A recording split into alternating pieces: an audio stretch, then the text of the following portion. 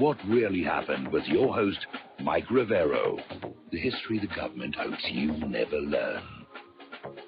Here is your host, Michael Rivero. And aloha, America. Welcome to our show today. It's Friday, January 5th, 2018. Thank goodness it's Friday. Thank goodness it's Friday. Thank goodness it's Friday. We have got a lot of stuff to talk about today. The phone lines are open, 800-313-9443. Mike is in our control room, ready to answer the phone when you call on in. And a little program note, the Lady Claire will not be joining us in hour number 3 again today. But the good news is she is definitely on the mend. She's feeling better. We're just going to have her rest and really get over this thing before we get her back on the show. So I want to thank everybody who sent in emails and notes of get well wishes, recommendations, folk cures that would help us both get over this thing. I'm still dealing with the very, very tail end of it. And in fact, today in the mail we got something rather interesting from Alaska called chaga, which is this parasitic fungus that grows on trees, and it has to be harvested in the winter way out in the woods by Fairbanks. And I did a little web search on it, and apparently this is a very well-known natural material that with a lot of health benefits. So thanks to who sent that in. So let's get into the story here, the news here. The publisher of Fire and Fury, in defying Trump's attempts to block the release of the book, put it on sale last night at midnight. Bookstores are reporting that it's already sold out. It's #1 up at the Amazon website on all the orders they're getting. So whatever the reason was behind this thing, Mike Wolf has been made very, very wealthy by all of this. And for all we know, the controversy may have just been that was it about. Kick up a controversy about the book, and Mike Wolf and his publisher make a lot of money. Now, we're hearing that at one point Steve Bannon did plan on refuting the quotes that are in the book. And basically everybody in the White House is saying they never said any of these things. And apparently Bannon had a statement prepared that was going to call Trump Jr. a patriot and say that, no, he doesn't believe he committed treason. This was being reported over at the Hill. And at this point, a lot of people are starting to say, is this for real? Remember yesterday I said, when I saw those first excerpts, I said it just didn't feel right. My gut was telling me that this wasn't for real. And apparently a lot of other people are getting that same sense. So this may have been a huge joke that Mike Wolf is playing on us all, and he's laughing all the way to the bank here. But apparently Mike Wolf has a long reputation of being less than accurate in his books and reporting.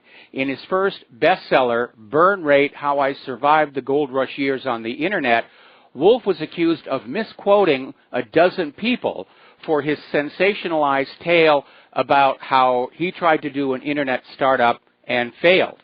And one of the people quoted in the book, Isabel Maxwell, called her quotes and representations by Wolf gratuitous and inaccurate.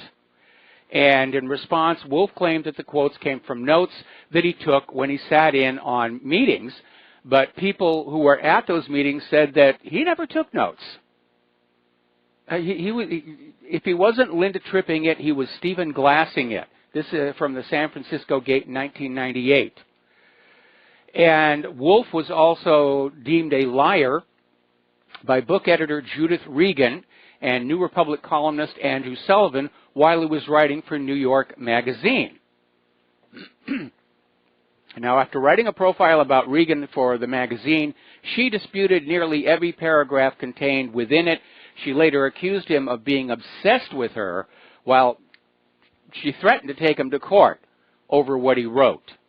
And Reagan was quoted in the New York Daily News in 2008 saying, Michael Wolf has been obsessed with me and my sex life for close to 30 years. I'm finally going to give him what he wants. He's going to get blank by Judith Regan. Reagan apparently had the same problems over at HarperCollins. Reagan was fired by HarperCollins over her plan to publish O.J. Simpson's book, If I Did It.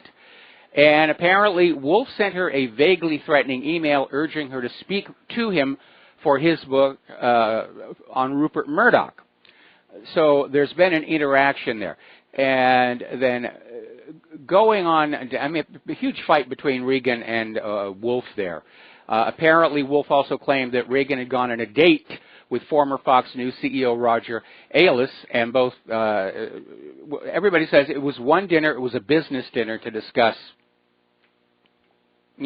some possible enterprises. Now, the Washington Post described Wolf as a provocateur and media polemicist. Wolf has a penchant for stirring up an argument and pushing the facts as far as they'll go, and sometimes further than they can tolerate, according to his critics. He has been accused of not just recreating scenes in his books and columns, but of creating them wholesale. Now, looking back over all of the scandals of journalists who've been caught fabricating news, it seems like Wolf is just one more of the usual prostitute and correspondent that we're going to see there. Apparently, in New Republic in 2004, Michelle Kotel wrote that Wolf, quote, has a reputation for bursting embargoes and burning sources by putting off-the-record comments on the record.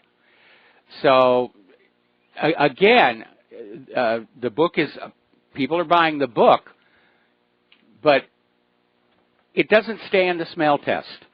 It really doesn't. We're going to do a shout-out now to our on-air affiliates who are just now rejoining the network.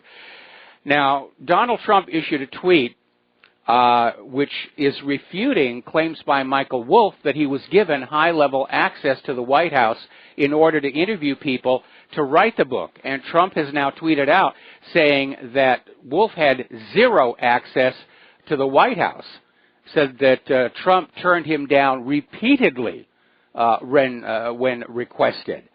And he's saying he never spoke to him for the book. It's full of lies, misrepresentations, and sources that don't exist. And he names them in terms of the Bannon quotes, which apparently Bannon considered going public refuting. Calls him Sloppy Steve now. This thing is really heating up. It's very undignified. And people are trying to figure out what's going on. I think this book is propaganda for the Democrats' efforts to get Donald Trump out of the White House under the 25th Amendment. It dovetails with that agenda perfectly. Story coming out of Sputnik News, basically speculating that Bannon now wants the president to fail. And that is both out of the animosity from Bannon's firing, and also for the fact that Bannon's chief criticism about Donald Trump is we did not get the Donald Trump we voted for, which unfortunately I do agree with. We didn't get the Donald Trump who was going to pull back on military interventions. We so far have not gotten the Donald Trump that is going to put Hillary Clinton in prison. And those were two of the biggies as far as I was concerned. Now, Steve Bannon appears to be in trouble. He may soon be leaving Breitbart News. And there was speculation what was going to happen between Bannon and the Mercer family, because the Mercer family were his primary bankroll for doing what he was doing. But Rebecca Mercer has now gone public basically backing Donald Trump and saying that her family has not communicated with Bannon in many months. They have stopped providing financial support for his political agenda, and they certainly do not support his recent actions and statements. So it looks like Bannon has lost his primary wallet. Now here is, I have a little problem. I have a few problems with Donald Trump, but one of them is he's trying to take credit for things other people are doing or things that just sort of happen by themselves. Donald Trump tried to take credit, for example, for getting rid of ISIS and al-Qaeda in Syria when that was clearly done by the Syrian government aided by Russia. And today, apparently, he came on out taking credit for the safest year on record in commercial aviation. And there were no deaths on commercial aviation last year. And in a tweet, he comes on out and says, since taking office, I've been very strict on commercial aviation, and good news, it was just reported 0 deaths. Trump has got to stop trying to take credit for everything good that happens. He's grandstanding. I'm almost ready for him to tweet on out that today he made the sun rise. And if he continues behaving like this, he's only helping to build a case for the 25th Amendment. Trump needs to get some really good advisors, and he's got to listen to them. And instead, he surrounded himself by alligators from the swamp that he was going to drain, another disappointment. And he's coming across as far less than presidential. He's really hurting himself with this sort of thing. Now, as you know, the Department of Justice has announced a new probe into Hillary's email server scandal. With Sessions in charge of the Justice Department, I'm not expecting anything significant. They're already talking about the Comey excuse. Yes, these things happened, but they didn't mean to do wrong, therefore off the hook.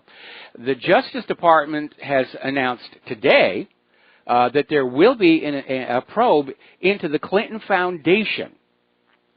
But unfortunately, there was a previous investigation by the government that claimed not to find anything irregular.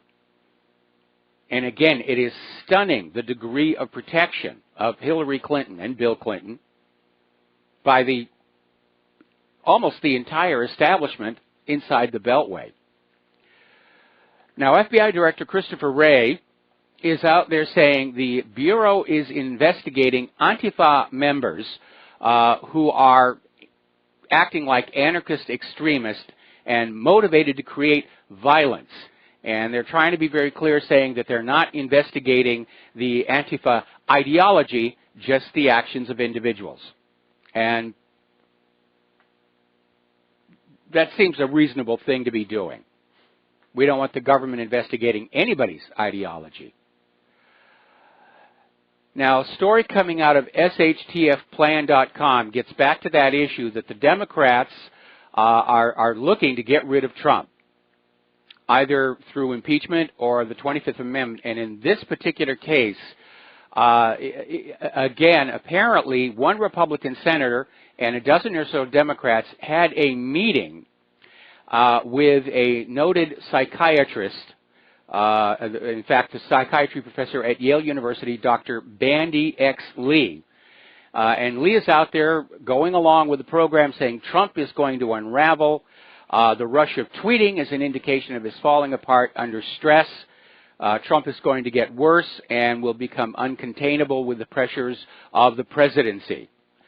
So they're trying to build a case that Donald Trump is incompetent, coming apart, and it does dovetail with the image of Trump that is being put forward in this book, Fire and Fury. At least the excerpts that have already been published. I don't have a copy just yet. So I think the game is really on. The establishment politicians want Trump gone because they're scared. All their cover-ups are starting to unravel. And the public is becoming aware. There's a lot of just shameful shenanigans going on inside that deep state. Gun running, drug running, possible pedophilia, that keeps coming up over and over again. And, of course, the Uranium One deal, the Clinton Foundation, the email server, a massive election fraud. And I have to tell you, I'm very disappointed that Trump dissolved his Commission on Election Integrity and said, we'll have the Department of Homeland Security look at it. It looks like he's caved on that.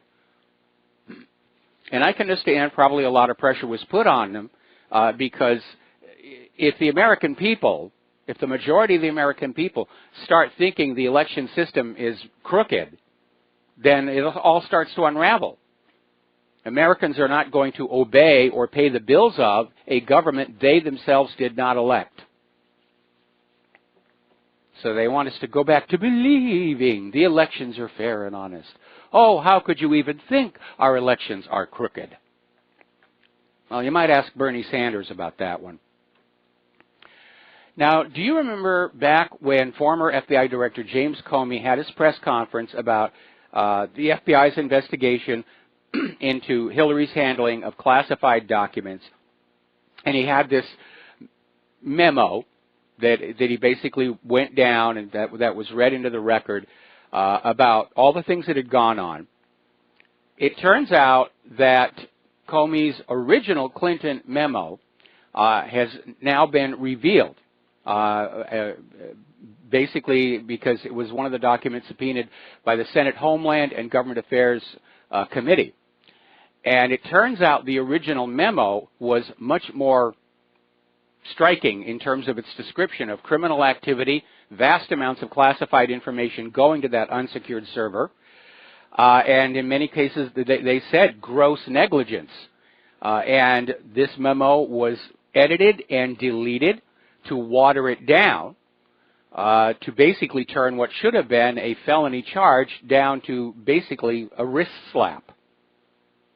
And the reason they took out grossly negligent, replaced it with extreme carelessness, was to get around the language in Title 18, which says gross negligence in revealing classified information is a felony violation of Title 18. And they thought by changing it to extreme carelessness, they could evade that. Well, I don't know about you, but to me, grossly negligent and extreme carelessness seems to be describing exactly the same thing. And if my theory about what Hillary Clinton was doing with that server is correct, then we're not dealing with negligence or carelessness or weasel wording. Everything she did was deliberate. That server was her idea to set that up. And that's a question that needs to be asked. And maybe that's the question that everybody inside Washington, D.C. is terrified of. And that's why they're trying to make this all go away. Okay, getting on back to the Mercer family, another indication that they may be bailing on Steve Bannon is apparently they're talking with Peter Thiel about launching a new conservative news outlet which would host some former Fox commentators who were let go from that channel. And I think there ought to be more news outlets. We need to bring back a multiplicity of media outlets so that differing points of view can be put out there for you, the American people, to evaluate. It wasn't all that long ago. There were actually laws to guarantee diversity of media opinion. No one company or individual was allowed to own too much media in any given market. I mean, we can go back and look at William Randolph Hearst, and the Hearst newspapers were all over the country, but they were restricted in terms of how much of each market, each city, they could sell to give other newspapers a voice. We need to get back to that. Now, Judicial Watch has issued a statement basically correcting something that's been in the corporate media for the last few days, because they've been talking about Anthony Weiner's laptop. They've been talking about how 5 classified emails were found on it, and trying to make it sound like 5, it's not that big a deal. It's only 5, it's only 5. Judicial Watch has come on out and said that there are at least 18 classified emails they're aware of, and there may well be more because they're still going through that very awkward system at the State Department's website that is set up to index and present these documents. And in true government fashion, it's very difficult to get from the index. You can't just scan. You have to go and do a lot of work just to see a single page. And they're still working through that. We got to take a break for commercials. We will be right back. Aloha America, welcome back to our show. And for those of you who want to support Republic Broadcasting, again, the address to send a check or money order is Republic Broadcasting Network, 2251 Double Creek Drive, number 302, and that's in Round Rock, Texas, 78664. If you want to call on in and become a subscriber to Republic Broadcasting, the phone number is 800-724-2719, extension 03. Now, somebody who actually has a copy of the new book, Fire and Fury, I guess it was an e-book, has sent in something we all need to pay attention to. Okay, this is a direct quote from the preface to the book. Many of the accounts of what has happened in the Trump White House are in conflict with one another. Many in Trumpian fashion are baldly untrue. These conflicts and that looseness with the truth, if not with reality itself, are an elemental thread of the book. In other words, it's unverified trash.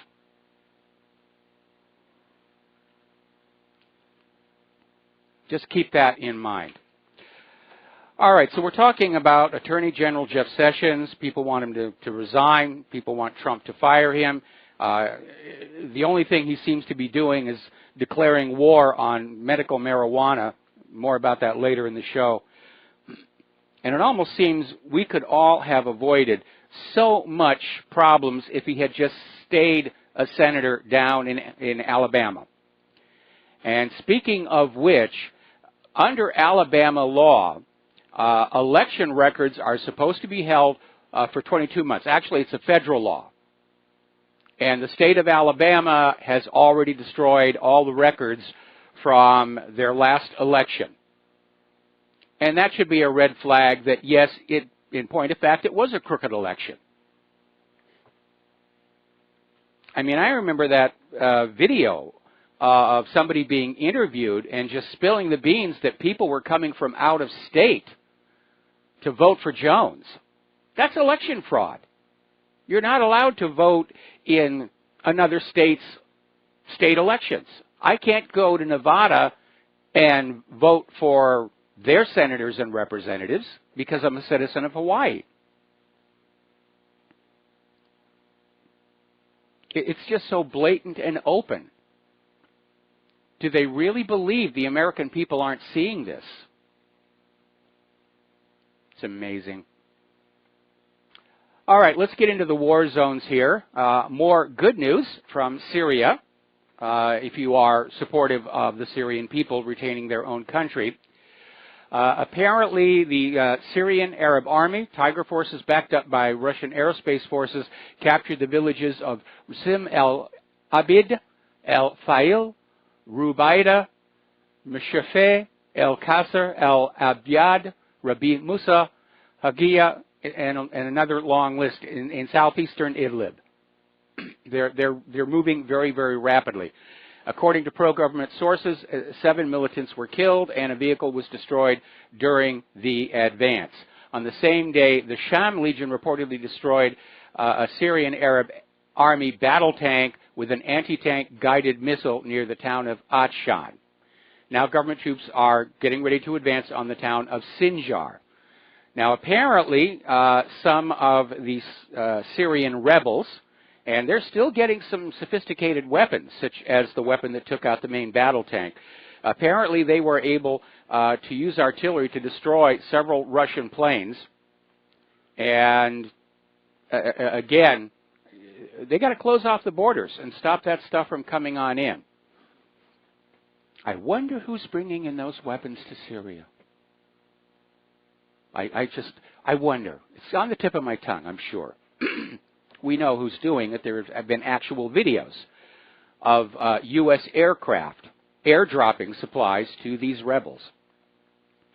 Over in Iran, it looks like the protests, at least the violent ones, are pretty much winding down. And Iran's Attorney General is saying that their intelligence is indicating that this was a covert U.S., Israeli, Saudi operation to destabilize the country and possibly bring down the government. However, there are still voices out there saying that regime change wasn't really the agenda so much as kicking up the protests, forcing the government of Iran to respond and then using that response to persuade the European Union to put more sanctions back onto Iran, to try and starve them into submission. So we'll see what happens on there. So far, we're not exactly seeing a rush of European nations to hop on the sanctions bandwagon. In fact, the sense I get just looking at global geopolitics is everybody's getting sick of these sanctions wars. And they're beginning to realize that the weaponization of sanctions is a very good reason not to go any further with a globalist economy. Because once you are tangled up in that globalist economy, you become vulnerable to sanctions attacks. Just something to think about. We're going to take another break for commercials, and we'll be right back. Join us on the air, 800-313-9443. Aloha, America. Welcome back to our show. We're going to go to the telephones now. Francis in North Carolina. Aloha, Francis. Welcome to the show. What's on your mind? Hello, aloha to you both. Aloha, snack bar. You know, there you go, snack bar too. Back at you.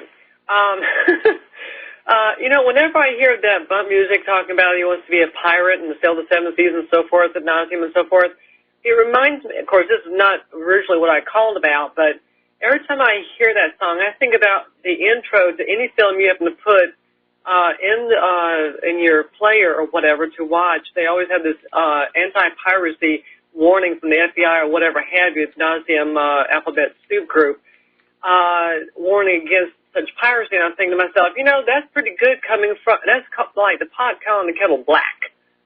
Yes. I mean, with all the stuff that they get into, and yet they're going to post that on an intro of a film that you watch at home. It's a joke. It is a joke. Anyway. It's a complete waste of bandwidth because the people who are going to pirate the content aren't paying attention to it, and everybody else who's reading it, it doesn't apply to them. It's really bizarre, but anyway. No, what it's something the government does to make it look like the government is doing something about the problem. But industry analysts are saying content piracy really isn't the big problem. They like to blame it for the declining revenues of the entertainment industry, but the real issue is the declining economy. People don't have as much money to go to movies or buy Blu-ray discs for it. And the other part of it, of course, is that Hollywood, as it becomes more politically correct, is just cranking out junk people don't want to see. It really, I mean, it's like repeats and sequels, and there's very little originality coming on out. There's a whole new meaning to the word scapegoat. But anyway, originally what I was calling about was wishing Claire a much speedy recovery from the buggy roo that she got or whatever the case was. So if people want to call it a prayer, spell, meditation, whatever have you, then fine. Call me that. I don't care. No, I thank you very much. You know, we appreciate the sentiment. And again, as I said at the top of the show, Claire is doing much better. She's not over it, but she is doing a lot better. And I'm greatly relieved because there were a couple of days there I was very, very worried about her. I can appreciate that in same sentiments. Quick question for you. This may have been inquired about before. I do not recall, so you have to overlook my gap of memory for that matter. But are you familiar with someone by the name of Deborah Tavares? Doesn't really ring a bell. Does not? Okay. Because apparently she does a site online called StopTheCrime.net or whatever the case was. Okay. And apparently she covers a lot of things that have to do with how the environment is dealt with or been done to, let alone who the culprits may be and why and whatever for reason and so forth, you know, go on and on and on. And apparently she's been out of sync for about a year or so, I guess maybe trying to watch her back or whatever in the process because a lot of things that she's been reporting and so forth. So it's really gotten interesting. So I just thought I would touch base with you and see what you thought of her or whatever. So. Well, I'll have to check it out, and you know, there's the one bad thing about the growth of the internet and the independent media is there's such a huge volume of information, no one individual can look at it all. And I try and look at as much as I can, but obviously I can't get to everything. But I do welcome suggestions, and I do go and look at these things. I would have to agree, because even though some may be legit, some can be absolute trash. Yeah, there's a lot of junk out there. There's a lot of junk there. And, I'm getting from Mike in the control room that apparently she's had a lot of guest appearances on RBN. So we'll try and get her on this show. Uh-oh, watch out now. Okay. Y'all have fun. Later. All right, we will. Thank you very much. Before we get back to phone calls, and there's a lot of callers waiting on the line right now, Citizen Free Press just posted a story on how that first probe into the Clinton Foundation, I mentioned that Justice Department is doing a new probe, and there had been one before. The story is breaking, sourced at the Free Beacon. Basically is saying that the Obama Justice Department, Loretta Lynch, stopped the probe during the election. And apparently no interviews with witnesses were allowed, and no subpoenas were allowed by Loretta Lynch. So here we have, again, the entire machinery of the federal government, including the White House itself, trying to protect Hillary and her dark secrets in order to protect themselves. The more we read things like this, the more convinced I am that my theory about what Hillary was doing with that email server is the correct one. And it's a scandal big enough to shatter the federal government, to completely discredit it and delegitimize it. All right, let's get back to the phones here. We're going to go to Joe in Tennessee. Aloha, Joe. Welcome to the show. What's on your mind? Hey, Mike, I like your pirate song also. I did 35 years in the Merchant Marine, so I'm a bit of a pirate myself. But anyway, I saw Geraldo on TV last night, and he's talking about the Hillary investigation being old news. And I think politically that's going to be what they're going to say. Yes. And I'll tell you the truth, I don't really want Hillary's scalp as much as I want the enablers in the FBI and the Justice Department who violated their oaths in not investigating her. Those are the people I really want to see go to prison, because they're the people that really let this country down. Hillary Clinton, of course, she's a criminal and a psychopath. But these other people, they were our checks and balances. They were people that raised their hands and swore an oath to be investigators and to try to protect the American people from psychopaths like Hillary Clinton. Personally, I wouldn't care if Trump pardoned her, but I want to see all the enablers thrown out, put in prison, take their pensions, and get them out of the U.S. government once and for all. Well, what I want to see is the American people made fully aware of just why all of these career officials at FBI and Department of Justice were circling the wagons around Hillary, because it's not Hillary they're protecting.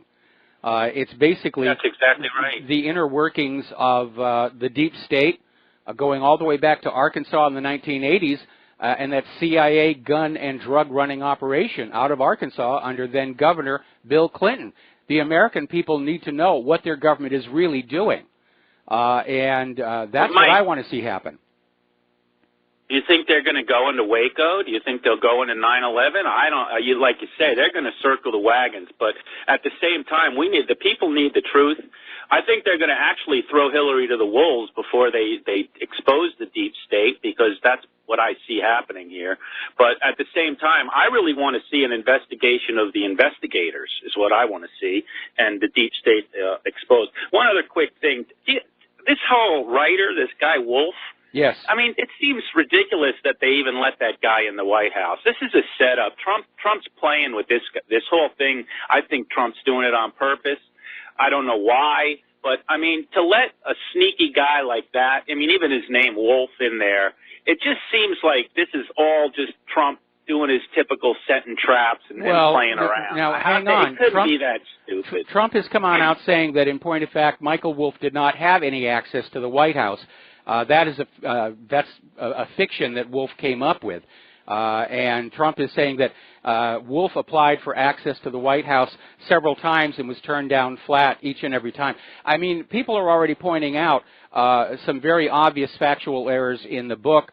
At one point, Wolf says Trump didn't know who John Boehner was, but yet there's a photo of them playing golf together from way before the time that Wolf says Trump made that comment. And again, it's right there in the preface to the book. He's admitting it's junk. It's absolute sensationalist tabloid junk. But again, I think it's propaganda to support the move to get Trump out of the White House under the 25th Amendment. Because how many of you actually read the preface to a book that you've bought? People tend to skip over the preface and the foreword and just get right into the meat of the book. Now, going on back, let me go on back here to this idea of will they investigate Waco, will they investigate 9/11. What I see is possibly happening is if Hillary really feels that she's going down, she's got the dirt, and she could just start blabbing to everybody and just open up that can of worms. Okay, yes, the institutional government is trying to protect us all, but all it's going to take is one person who's looking at a lifetime in prison and figures they've got nothing left to lose to just start saying, well, you think what I did was bad. Those people over there, they did this. And then the accusations will start flying back and forth like crazy. Boy, that would be something, wouldn't it? Oh, hey, one other thing. Get the beer and pretzels. You know, but Trump seems like he's smart. But I watch these press conferences, and they just pick these reporters to ask him questions, and they're all from the fake news, NBC, ABC. When's he going to start picking on guys from the alternate media? I mean, he's got the power to basically ignore the people that ask him rude questions and insult them. I don't understand it. It just frustrates me that he doesn't, like, put more of his own people there to ask questions and start developing a better press corps of people like us, you know? Well, I think what's going on is that the White House press secretary decides who does and does not get a press pass or press credentials for the White House. I mean, I would think at least somebody from Alex Jones' operation would be allowed in there, given how strongly Alex Jones supported Trump. I mean, Trump went on Alex Jones' show as a guest, but again, Trump has just been completely corralled. And it isn't Trump who's doing this. It is that deep state that is desperate to protect their secrets and resell the illusions. And they're fighting a losing battle. They're definitely losing ground. Well, I can only hope. I just can't believe I keep seeing or ask the same people who just say insulting things about the president, and I can't just believe how dumb they're doing. Unless they're doing that on purpose also, it just seems kind of ridiculous. But anyway, thanks, and have a good weekend, Mike, and I hope your wife feels better. She is feeling better. She's not over it, but she is feeling better. She's much better than she was a few days ago, and I'm absolutely delighted about that. Okay, well, thank you very much for the phone call, and we're going to switch over to Mo in Florida. Aloha, Mo. Welcome to the show. What's on your mind? Hello, Michael. Thanks for taking my call. I've been out of town, so I've kind of missed your show. I tried to catch up on a few of them, so if I'm repeating something or asking a question you've already answered. But I was actually going to call in on 5G and the dangers of this microwave penetration that is, and really a lot of people are worried about. But I am so upset about this little Jeff Sessions deal with this medical marijuana that I would do anything to get this guy out of there. And I don't know why this guy would do this, knowing what the sentiment is nationally. What does he have to gain? Is there something I'm missing, or do they have a control file on him? Well, I think what's going on is we know that the alcohol industry and the tobacco industry have been lobbying very, very hard to keep marijuana illegal because if you cannot grow a marijuana plant in your backyard, then you have to go down to a store and spend money for the alternative intoxicants. And I think that is what the whole argument is all about, is commoditizing intoxicants, not allowing you to grow or make your own. And it's been happening on several fronts. When I was a little kid, it was still legal to operate your own still and make your own whiskey. You were not allowed to sell it or give it away or trade it without a tax stamp, but you could have a personal use still, and my grandfather had one. But today, of course, the mere possession of a still will get you thrown in prison for a very long time. Oh, that's true. You know, Ron Paul came on his Liberty Report and he never said this before because he doesn't get into this type of direction, but he called for Jeff Sessions to resign immediately, you know, just strictly out of freedom. You know, and whatever Ron Paul says is 99% where it's at, you know. Yeah, I agree. I really wanted him to win when he ran. I campaigned for him twice, and it was very disheartening for me. But the man is freedom, like you are. You know, he's just a freedom lover. You know. And okay, Michael, if you have anything to say about 5G and the dangers, I was kind of worried about. I kind of wanted your opinion, but we're probably running out of time, so I'll hang up and take your answer on the air if you have time. Thank you. All right. Well, basically, all radio waves are going to impact your body at the very least because any of that energy that you absorb is converted to heat. There is a concern that certain frequencies of microwaves will result in a recently discovered phenomenon. I think, if I recall correctly, this was worked out at Johns Hopkins, called microwave resonance, where even though the energy level of the radio wave is not sufficient to break a molecular bond, it can start a molecule vibrating and resonating to the point where it can suffer molecular damage. And so obviously there's an area of concern. The towers themselves are not the problem. The problem, excuse me, just a second. The problem is, one more minute. Okay, the problem is the handheld device. Because if you're far away from the tower, your cell phone automatically, excuse me just a second, I got to get a sip of water here. All right. All right, like I said, I'm still in the tail end of this bug. The problem is when you're far away from that tower, your phone handset automatically increases its power as a transmitter to reach that tower. And of course, you've got that phone right up against your head. And I think there's an area of concern, and there ought to be some research done. It won't be, though, because under our current fascist economic system, nobody is funding research to show how any of our products are causing harm, whether it's cell phone radiation or vaccines or GMO or whatever. It's simply not being done. And there have been a lot of suspicions through the years that exposure to petroleum products is one of the causes of cancer. Nobody is really looking into that anymore. A few years ago, I was trying to do some research, and I went out to find some cancer maps, just a map of cities and states showing the per capita incidence of cancer. I couldn't find any. It's like a big secret. They don't want you to know where the areas are that have the most cancer cases because you might decide you don't want to live there, and they have vested financial interests in having you live in these areas.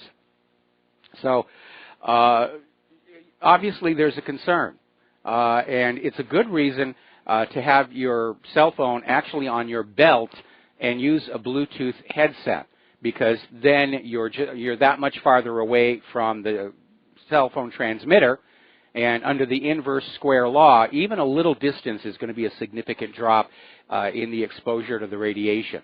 And of course, in a lot of states, we're in a commercial break here.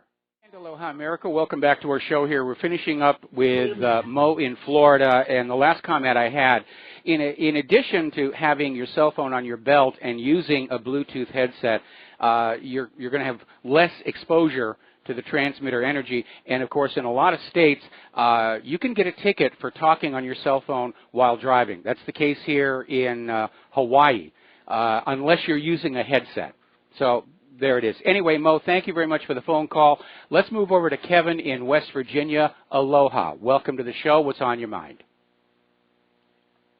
Hey, Mr. Mike, the last couple of callers have provoked me to say what I wanted to say. I wanted to talk about Bannon, but I actually know the real reason why the Oklahoma City bombed, the federal building. I don't know how much investigation you've done into that, but the real reason why the Oklahoma City bombing was bombed is because before we went to Iraq the very first time, we had given Saddam anthrax. Before we sent our troops over, we gave them an experimental dose of the anthrax vaccine, and everybody got sick. Over 100,000 people got sick, as well as family members. All the medical records were in that building. That's why the Oklahoma City building was bombed. Well, that's one. I'd heard that story before, and that's certainly one mess that was destroyed by the bombing. But there was another. Outrage over what happened at Waco had forced Congress to call for hearings, and somehow or other, all of the BATF and FBI records regarding the assault on that church were also being stored in the Oklahoma Federal Building when it was destroyed. So they used that to not only clean up a couple of really ugly messes, but of course to push the domestic terror agenda. I mean, you see where this is headed, though. I mean, absolutely. We're just going to be bigger and better and more spectacular things than 9/11 down the road. I hope not, but I kind of have a feeling pretty soon our next attacks are going to be done by drone, and you're not going to see any more public speaking.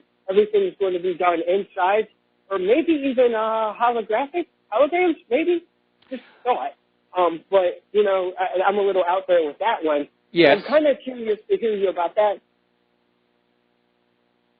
Okay, well, I agree with you that we have to be on guard against false flags and deceptions, and Americans have really awakened to that because when there was that fire up at the Clintons' place in Massachusetts, in Chappaqua, it was all over the Internet. People were joking about they were destroying evidence. Juanita Broderick made a joke that Hillary was trying to burn Juanita's new tell-all book. And that tells you that that's now their first assumption. Of course, as I reported yesterday, it was actually the Secret Service building on the property that caught fire, and it wasn't all that big. I dislike the way people throw around the word hologram or holograph. Most people are seeing things in movies, and they think that's the way holograms really work, and it isn't. But again, the government could come up with some new deception to try and get us to forget all about the corruption. But I think it may be past that point where Americans are going to see a new 9/11 and just presume it's another government fake. Anyway, we're going to let you go because we're coming up on our station identification, and when we come back, we've got a breaking story that we're going to share with you.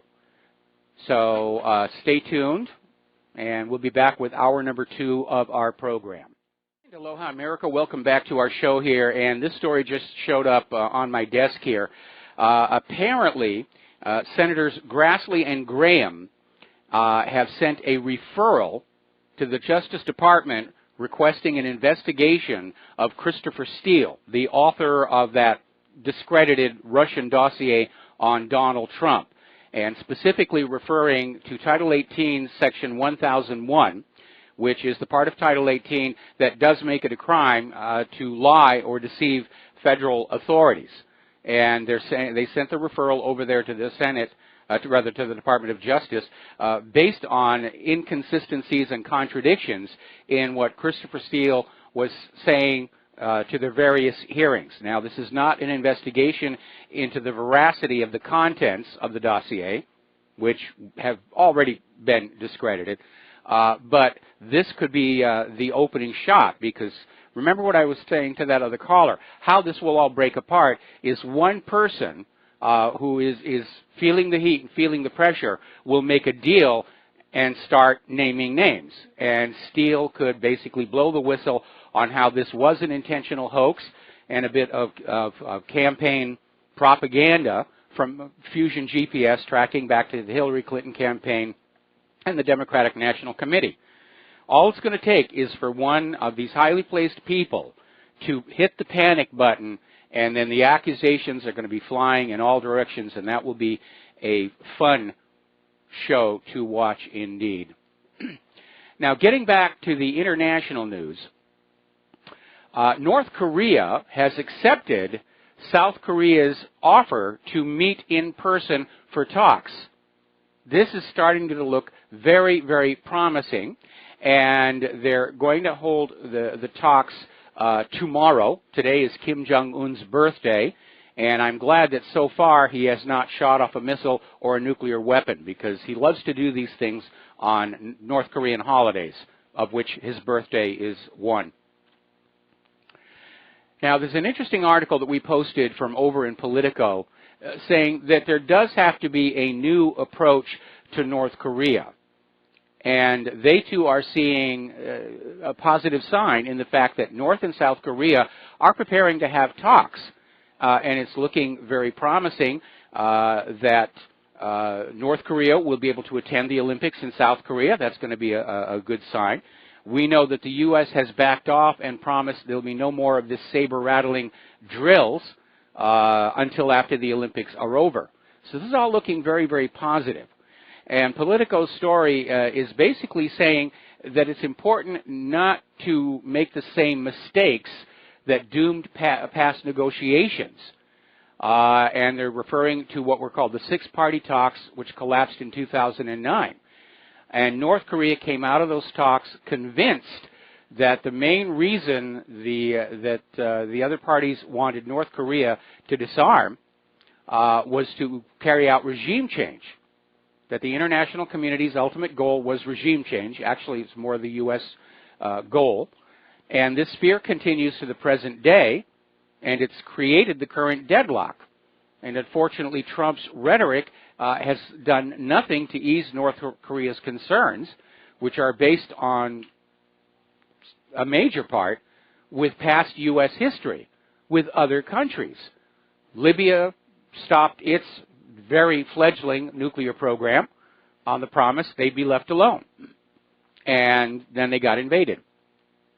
Iraq gave up their chemical weapons on the promise they'd be left alone. Then they got invaded. Syria gave up their chemical weapons on the promise they'd be left alone, and the U.S. is still inside Syria trying to figure out some way to get Assad. So looking at that track record, that really is the problem.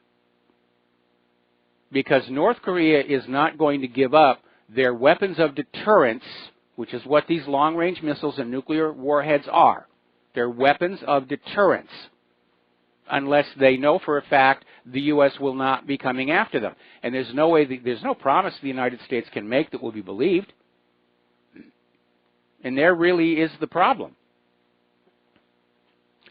Turning to the economic news, Gary Cohn is out there saying Trump's tax reform is already paying off for more than 1 million workers. And this was in an interview with Stuart Varney this morning. And it all sounds very, very positive until you start looking at some of the other things that are going on. Because over at Comcast, they have fired 500 of their people despite their claims the tax cut would create thousands of jobs. The company literally promised they would create thousands of new jobs in exchange for that big tax cut. And they got the tax cut, and they're firing people. Now, over at Deutsche Bank, which has had scandal after scandal after scandal going back for years and years, right now they're facing a shareholder revolt demanding £660 million compensation over a takeover deal that left them all shortchanged. So Deutsche Bank has been playing fast and loose, and apparently they made a really big mistake, and their shareholders demand compensation for the losses they suffered. We're going to do a shout out now to our on-air affiliates who are just now rejoining our network. Now, the other day we were talking about the new tax code, and I said you need to be very careful. We're not going to actually know what's happening until it's fully implemented, because they'll give a tax cut one place, then they find a way to take it back someplace else. And the new U.S. tax code amends Internal Revenue Code section 1031A1 regarding a concept of like-kind exchanges. And this excludes all cryptocurrencies from a previous legal loophole. And so as of now, all cryptocurrency trades represent a taxable event.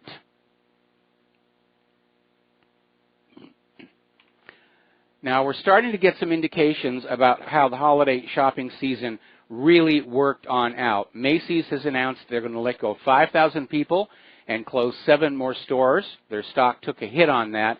And they're basically saying their holiday sales did go up, but just 1.1% over last year. And last year was a disaster. So it may have been a better Christmas season, but it wasn't good enough. Sears has announced the closings of another 103 stores across the nation. And if you look at the actual article, it'll say which stores are being closed. And apparently starting as soon as the 12th of this month, they'll be holding their closeout sales, where there will be an opportunity to get some real bargains. And the stores are divided. 39 are actual Sears stores, and the other 64 are Kmart stores, which is owned by Sears. Boy, it's hard to imagine a Kmart going out of business, but it is happening.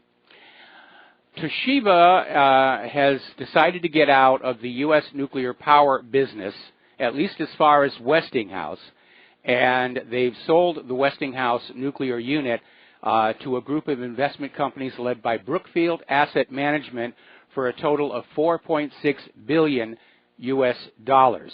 And the deal ends a major headache for Toshiba, which last year warned it might have trouble surviving if it didn't find a buyer for the nuclear power plant constructor, which it bought in 2006 for $5 billion. So they're taking a small hit, but not all that much. The other day we were talking about how Pakistan, apparently incensed with Donald Trump's cutting of foreign aid to their country, reached a deal with China for direct trade between Pakistan and China based on the yuan. And analysts are now pointing out this brings the yuan on par with the U.S. dollar for investment and trade with Beijing. In other words, they're now equal.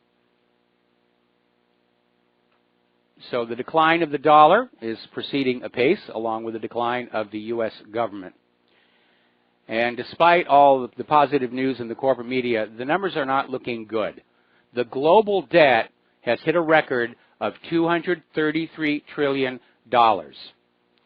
And the reason ultimately goes on back to that private central banking model. The vast majority of nations on earth are operating under private central banks, which create the public currency out of thin air and then loan it into circulation at interest. And inevitably, however it happens, the debt grows and grows faster than the available money supply. There is not enough money to pay that debt. So private non-financial sector debt hit an all-time high in Canada, France, Hong Kong, South Korea, Switzerland, and Turkey. This does not include the global derivatives exposure, which is an economic nightmare lurking out there in the darkness. And for those who are not up to speed on that, a derivative is a financial instrument whose earning or payout is based on another financial transaction. The simplest derivative is a credit default swap. And the way it works is like insurance. Let's say I'm rich. Ooh, would that be nice? And I invest $1 million in a business. I then buy a credit default swap that will pay out if I lose that other investment. It's loss mitigation, just like insurance. But unlike insurance, derivatives are unregulated. I can buy derivatives on other people's transactions that I have no part with. It's not like regular insurance. I can insure my home for fire, but I can't insure my neighbor's home for fire. And unlike regular insurance, the brokerages that trade in derivatives are not required to keep reasonable cash reserves on hand to pay claims. And back in 2008, That's what happened. That's what destroyed those companies on Wall Street. They'd gotten rich selling derivatives. They'd enjoyed the money, paid themselves bonuses. They didn't think the derivatives were ever going to be cashed in because the economy was booming and the real estate bubble was bubbling.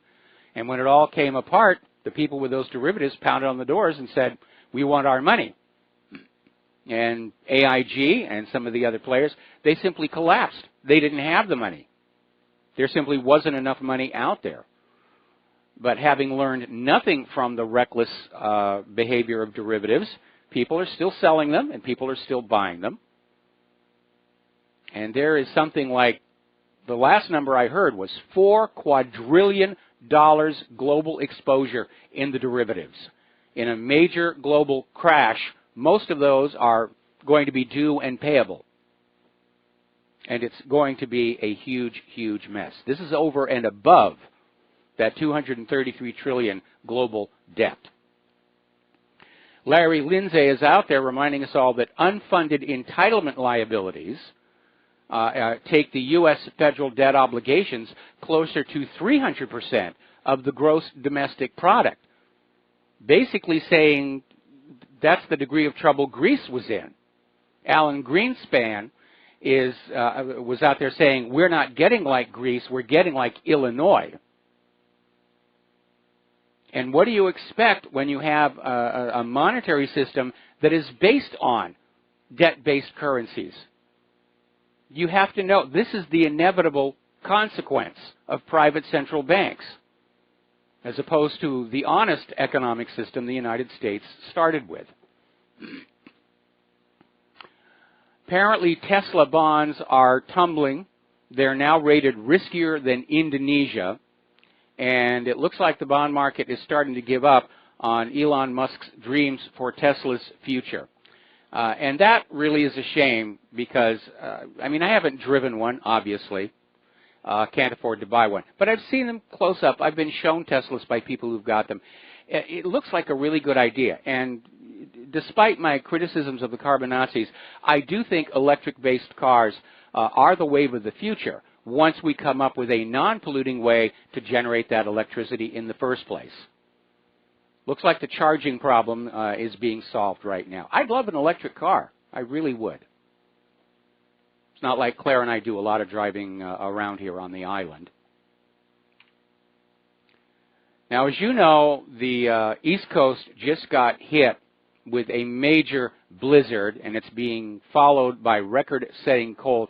And this has resulted in a 60-fold surge in prices for U.S. natural gas. And spot prices for fuel used to heat homes and generate power hit a record $175 per million BTUs in New York. And that's a far cry from the $2.93 that U.S. gas futures have been averaging on the New York Mercantile Exchange this winter. So there was a major hit. Apparently over in Europe, Visa has locked down all Bitcoin Visa cards. Banks seem to be fighting back. They've decided they do not like this idea of a currency that is not under their control, that is not owned by them. Because that's actually the attitude of the private central bank, of the Federal Reserve. They own all the money. You just borrowed it. You may think you own the money that you get in your paycheck. It's just passing from one borrower to the other, to the other, to the other. And their mindset is it all belongs to them anyway, and they don't like competition. But again, there is no law that says that two people or a neighborhood or a city or a county or a state cannot set up their own alternative medium of exchange, one based on a commodity, one that is a unit of value rather than a unit of debt. On the front of that Federal Reserve note, it says, this note is legal tender for all debts, public and private. It doesn't say it's the only legal tender. People need to keep that in mind. Getting on over into Europe and immigration issues, the more that Hungary's Orban talks about the disastrous migrant policy of Europe, the more pressure Angela Merkel comes under regarding her last-ditch attempt to form a new coalition government, because the deadlock between Angela Merkel's party and the other party she needs to create a coalition government is that open border policy. And Viktor Orban is visiting Germany to offer his views on defending Europe's borders. Now, Hungary and Poland are in the process, literally, of uniting against the Eurocrats. They're out there saying, we don't want to live in an empire. And they're absolutely correct. You need to go on back and remember that the European Union was sold to the people of Europe and the member states as nothing more than a free trade, free travel zone. No passports if you're going from France to Spain, no tariffs or fees or anything as you ship product from one country to the other. And that was a good idea. It really started to work. But over time, Brussels has grabbed more and more authority to itself. All decisions are made by the European Commission. The European Parliament actually has very little power and authority. They can vote through a bill which is presented as a recommendation to the European Commission. But the European Commission, which is unelected, makes all the key decisions. It's kind of a lot like the Politburo in the old Soviet Union. And more we're hearing dissatisfaction, certainly from the people of Europe. And now we're seeing more and more leaders of Europe who are standing up and saying, this isn't working out. This isn't what we agreed to. Now, down in Great Britain, they're still trying to find a way to reverse the Brexit vote. And now they're pinning their hopes on a new referendum. And their strategy is rather dark and grim, because if you look at the numbers from the Brexit election, the people who voted yes on Brexit tend to be the older Britons who remembered what Britain was like before joined the European Union. And so based on that, the Remainers have a new strategy, which I will share with you after these few words. Aloha, America. Welcome back to the show. We're talking about Brexit. We're talking about the attempt by the Remainers to basically overturn and ignore the will of the British people, because the British people voted for Brexit, and like Donald Trump's victory, they overcame a huge amount of election fraud to do so. And so the new strategy is focused on the demographic breakdown of that vote, because the people who voted to leave the EU tended to be the older generations who remembered what Great Britain was like before it was merged with the European Union. The people who voted to remain were the younger people for whom being part of the EU is just all they've ever known. And so apparently the new strategy is, this is suggested by Peter Kellner, who's a pollster, he's basically saying that 450,000 Brexiteers die every single year, and so if there's a new referendum in 2020, Remain will win. Boy, that's rather sinister. Forget what they voted for. We'll just wait for all those people to die, and then we'll have another election here. Now, as I mentioned yesterday, phony Tony Blair is sticking his nose into the Brexit issue, prompting a rebuttal by Nigel Farage, who pointed out how Tony Blair was wrong on so many things here. Was wrong on ERM, wrong on the euro, wrong on Saddam's weapons of mass destruction, and he's wrong on Brexit.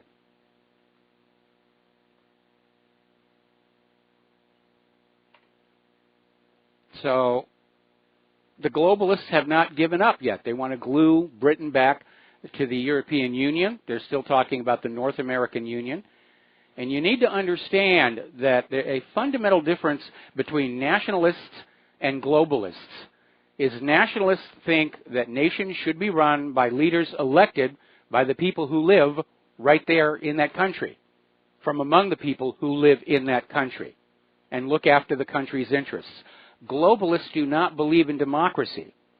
They think the planet should be run by administrators chosen by them and following policies set by whatever experts they are listening to do what they think is best for society and the planet, regardless of what the population wants. I don't know about you, I would not want to live in a society like that. I wouldn't want my descendants to live in a society like that. And being a frustrated daddy, I think I've expressed on the air many times how much I regret that the one opportunity where I nearly became a father didn't work out. But there have been times recently where I look at the state of the world and part of me is saying maybe that wasn't such a bad thing. Now, over at Investment Watch blog, they ran a story saying that it is time to stop counting illegal aliens in the census because there are so many of them. They're distorting the census results. And as one example, California has so many illegal immigrants. They have extra House seats. They have more seats in the House of Representatives than they ought to have based on the legal citizens in the state of California.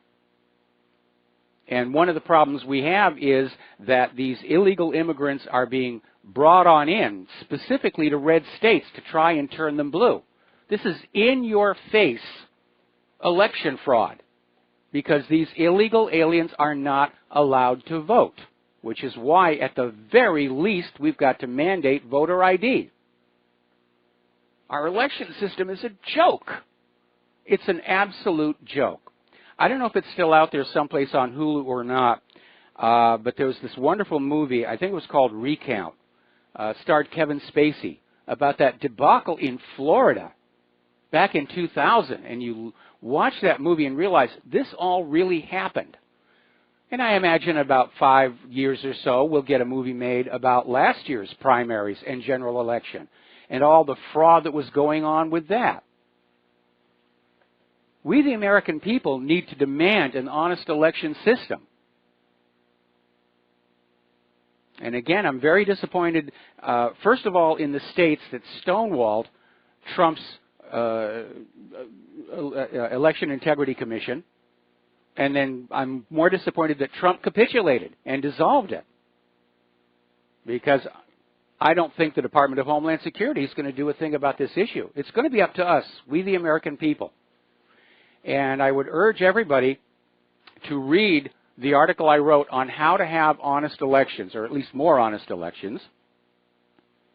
And it's on the main page of what really happened. It's permanently linked up at the top, right underneath my photograph. And I urge you to read that article, and if you agree with it, copy it off and just send it to everybody that you know. We need to raise public awareness of this problem. And if you have not seen it, there's an HBO documentary called Hacking Democracy, and it in turn focuses on Bev Harris and her website, blackboxvoting.org. And Bev has just done amazing work through the years, exposing how these electronic machines are intentionally designed to steal elections. We'll be back after these words from our sponsors. Aloha, America. Welcome back to the show here. And before we go back to the telephones here, a story coming out here now where Michael Wolff, the author of Fire and Fury, is now admitting he's not sure how much of his book is really true. He's out there now saying he thinks some of these people were lying. His excuse now is that he put it all out there in the book to let the reader decide for themselves what's true and what isn't. And this, of course, makes no sense at all, because ordinary readers, such as yours truly, we have no way to know because we weren't there. This is pure propaganda, and I think it's being done to support this push to get Trump out of the Oval Office on the 25th Amendment. But it's already coming apart. All right, we're going to take a phone call. Nick in England. Aloha, Nick. Welcome to the show. What's on your mind? Oh, hello, Mike. Thanks so much for taking my call. I'm a long-time listener to your show. It's the first time I've rung in, so thanks for taking the call.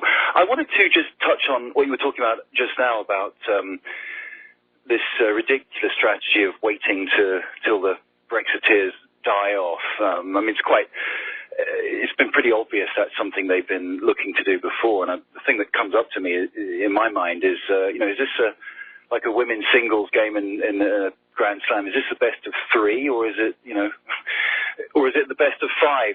I know that the European Union has a long history of wrong result, vote again, and vote again until you get the right vote. So I don't think anybody's too surprised about this. But the thing that really, the thing that gives me hope is that the people that come out to parade the value of staying in, these are all discredited has-been politicians. And to me, people like, Tony Blair is really, since he left office, his reputation has taken a huge nosedive. And the fact that it's like he's the best person they can put forward is a great sign of weakness in my mind.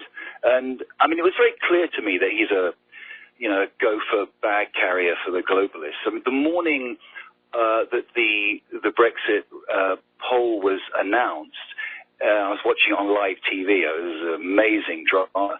And there he was, Tony Blair, turning up at the offices of the Brexit offices early in the morning. And I was thinking, well, what on earth is he doing there? And so it's pretty obvious that he was going to be one of the leading emissaries to reverse the results. But people don't in this country have any respect for him at all. And as I say, it's a bit like, we play cricket in England, we don't play baseball, but I mean, if he's the best batter or batsman to send out to bat for you, I think it shows a great deal of weakness, and that does encourage me, enormously. Well, I think looking objectively, the globalists are losing ground because there's a huge pushback. Pardon me. The European nations are just angry over the open borders. We've got problems in this country caused by unregulated immigration. People are beginning to realize that there is an ongoing attack on our very identities, our history, our cultural icons. They started with the Confederate flag and then Confederate statues. They're trying to erase all history to basically create a population with no real sense of who they are, so that they can be mixed together, hopefully without friction. But of course, it really didn't work out very well, as you can tell by what's going on in Europe. And it's another classic case of too much policy being set by wishful thinking. And we get a lot of that from the liberal establishment, who just imagine something is going to work this way, and then they get out in the real world, and it doesn't work out that way, and they look for somebody to blame. A good example is the open borders issue, and all these people are flooding into Europe, and then all of a sudden violent crime goes up, rape goes up, burglary goes up, and all these countries are now having to admit there's a major increase in crime that is directly tied to the flood of migrants. And the globalists are out there saying, oh, the media is just paying too much attention to it.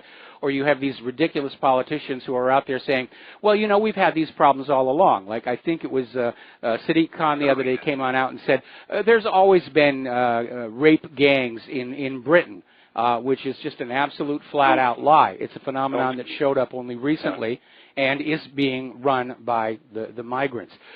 So there's going to be a fight, and ultimately I think that'll be a big part of the coming global war. Is the nations that support globalism at war with the nations that support nationalism.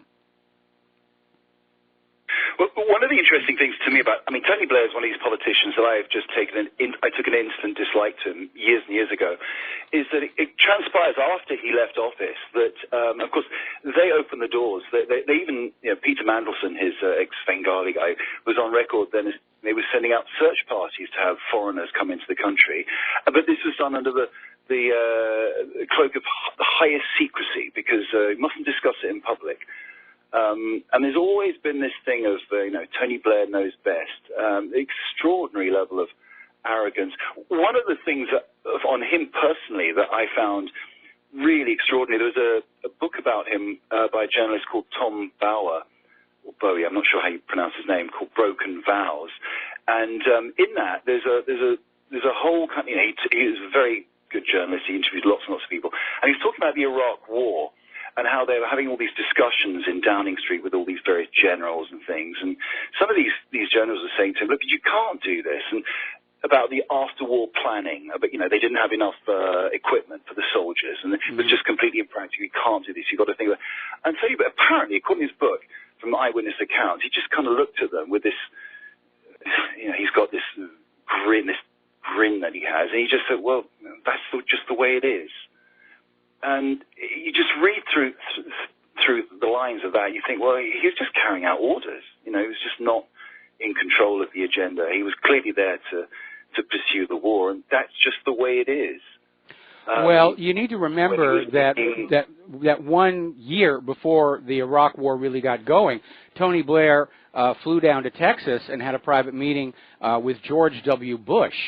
And this was right after Iraq got permission from the United Nations to sell their oil for the euro instead of the dollar. And so apparently George Bush and Tony Blair decided at that point there was going to be a war against Iraq to bring Iraq's oil back under the U.S. dollar. And that's been driving a lot of these wars all over the globe, trying to prop up the U.S. dollar by using other people's natural resources. Yeah. Great. Well, that's all I got for you today. Thanks very much for the call. It was great to talk to you. Thank you very much for the call. You gave us a lot of good information, and please call again. I'll look forward to it. Bye. All right. Thanks an awful lot. We're going to let you go. Now then, again, back to Sadiq Khan. And as you know, he kicked up a bit of a fuss with this claim that there have always been rape gangs in Britain. And this is just normal life, and you should just get used to it. Try telling that to one of the young girls who've been raped or recruited and forced into prostitution, if this is something that they're going to get used to. But it is ridiculous here. Now Sadiq Khan has done something else that a lot of people are looking at askance, along with all the other crimes that are skyrocketing with the migrant influx. There are knife crimes, because knives are still, for the most part, legal in Great Britain. And Sadiq Khan decided they were going to try and solve the problem by spending £10,000 on knife wands for schools, by which they mean handheld metal detectors. But City Hall is not going to track and report how much they're being used or how many knives are being confiscated, if any. It's something Sadiq Khan is doing just to make it look like Sadiq Khan is doing something about the problem. And the problem is going to be solved when you close those borders and become selective as to who you allow into your country. That is the only workable solution. Everything else is a panacea. We're going to go back to the telephones now, and we're going to go to Jeff in Calgary. Aloha, Jeff. Welcome to the show. What's on your mind? Yeah, hi, Mike. I haven't called in a while. Expatriate here. I'm really surprised that the, shall we say, alternative media hasn't covered the developments in the Vegas shooting more closely. And maybe you've covered this. There's two things I want to ask. One, were you aware of the audio tape that was posted to YouTube that has the air traffic control of the Vegas airport saying active shooters are on the runway? I heard about it. I didn't hear the tape itself, but there's something you need to keep in mind.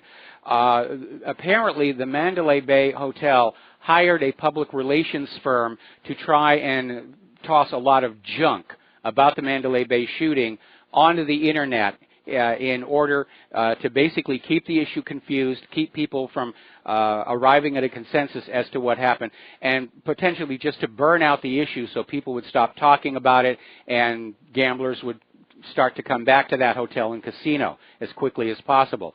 And there is a lot of utter nonsense out there about what actually happened.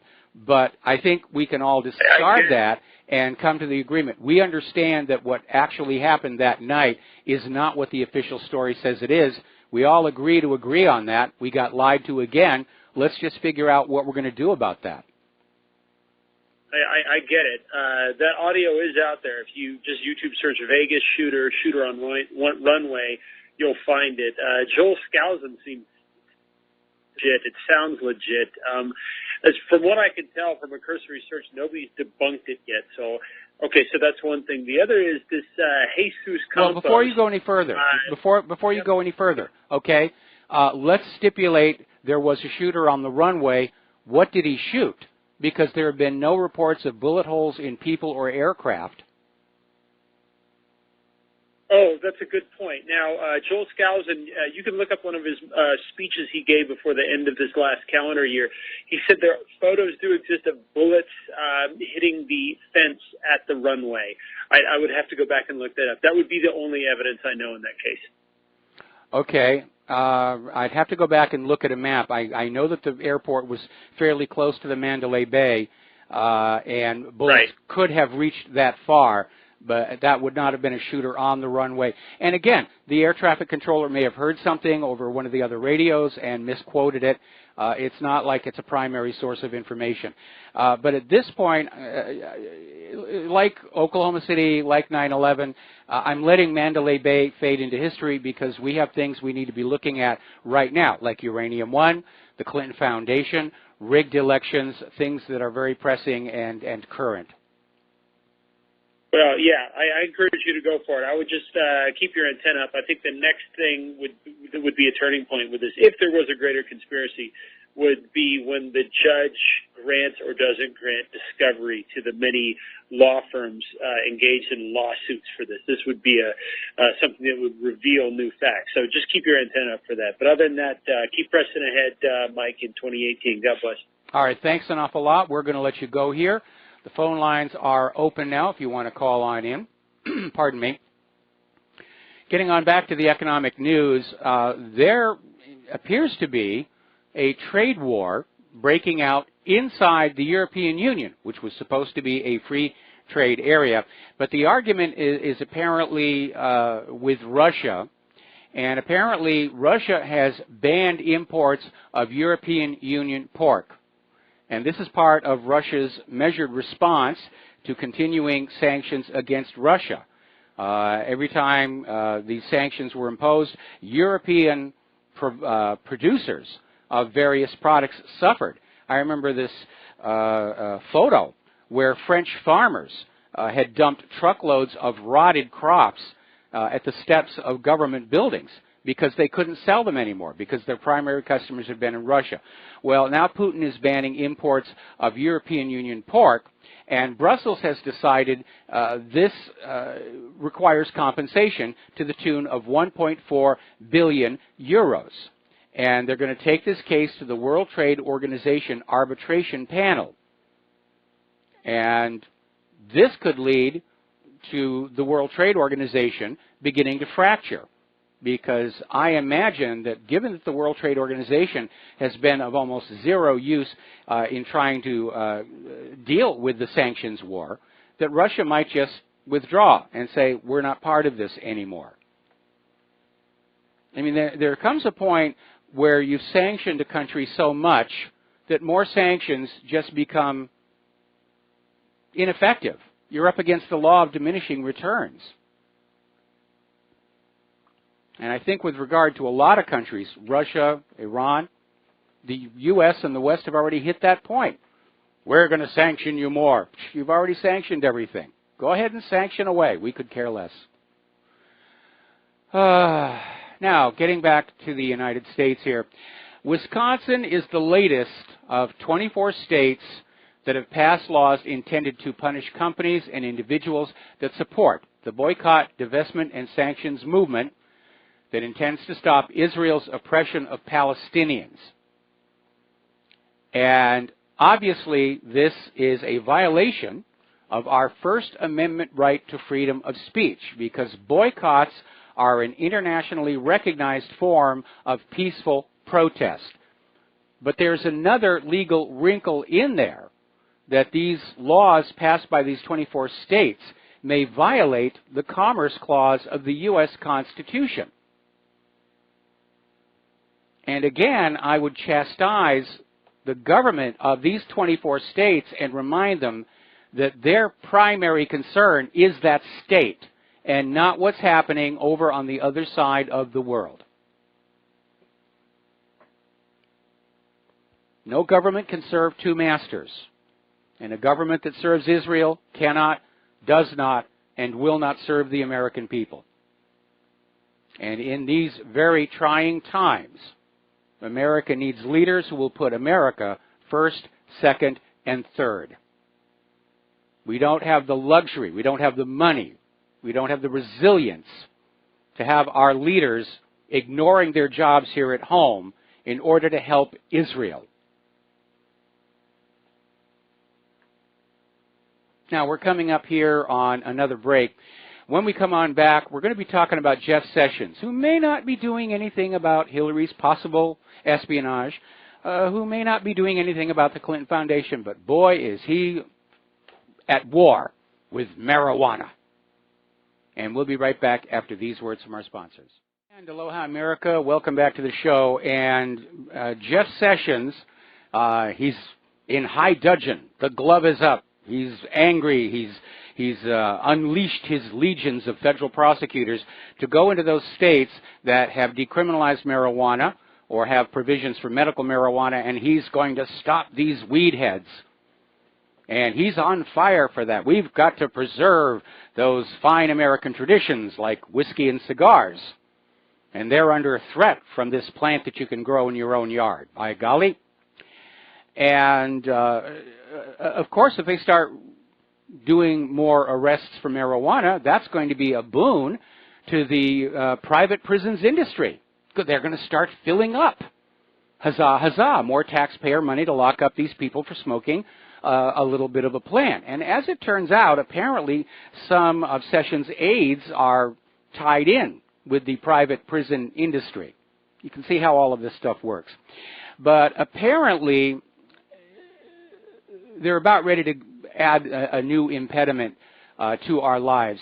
There's an advisor to Jeff Sessions. His name is Dr. Robert DuPont. He's supposedly an expert on drug abuse issues, and he is the guy who came up with the idea that marijuana is a gateway drug, that if you smoke a marijuana cigarette, you will automatically get sucked down to the depths of heroin or cocaine or meth addiction. There is no stopping it, because everybody who's on those drugs started with marijuana. Actually, no, they all started with glasses of milk. That's how silly the whole situation is. But now Dr. Robert DuPont is out there. He wants doctors to drug test everyone, so that if you have to go into your doctor, as Claire has had to do for the flu, among everything else, there would be a drug test, which adds more cost to your doctor's visit.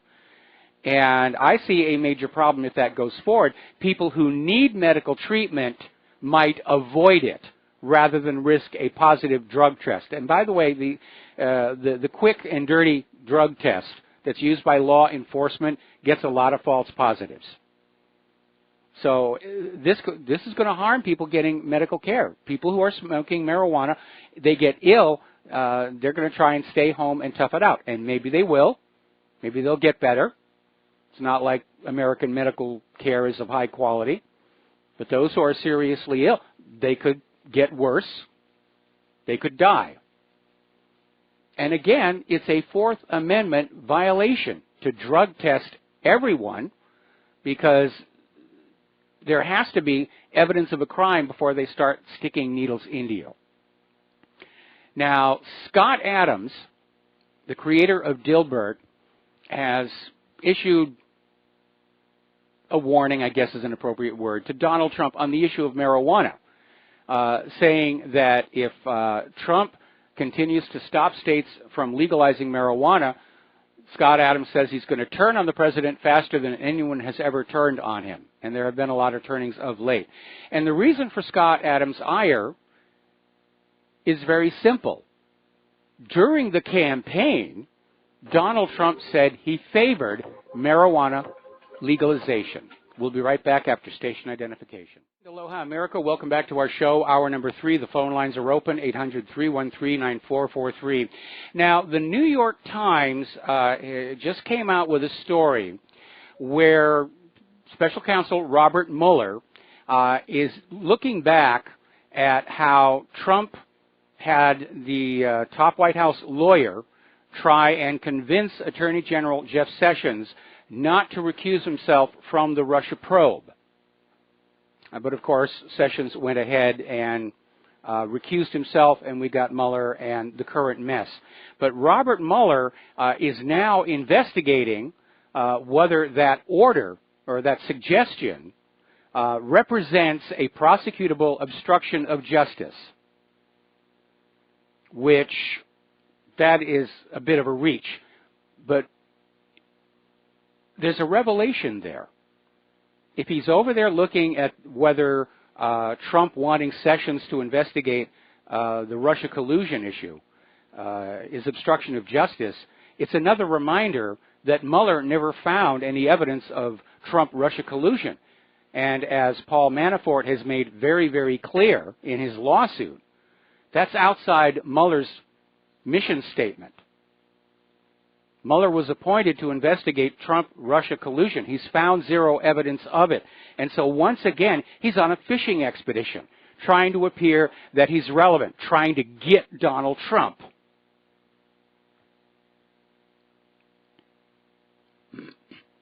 Now, do you remember a while back, there was this professor, George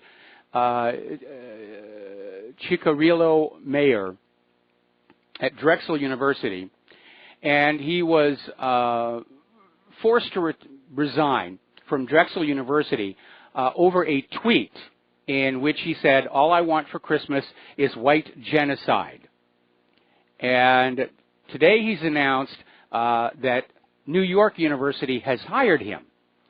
And New York University says that his status is as a visiting scholar, but it is an unpaid appointment. Basically, all New York University is doing is they're letting him on the campus.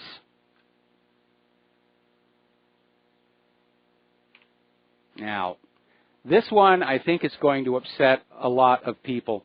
And I'm going to preface it by reminding you all of a story that came out a couple of weeks ago, where in Sweden, the church is being directed to talk about God and Jesus in non-gender terms, which is going to make it very tricky when you're talking about the Son of God. I guess they're going to go to child of God or some other word here.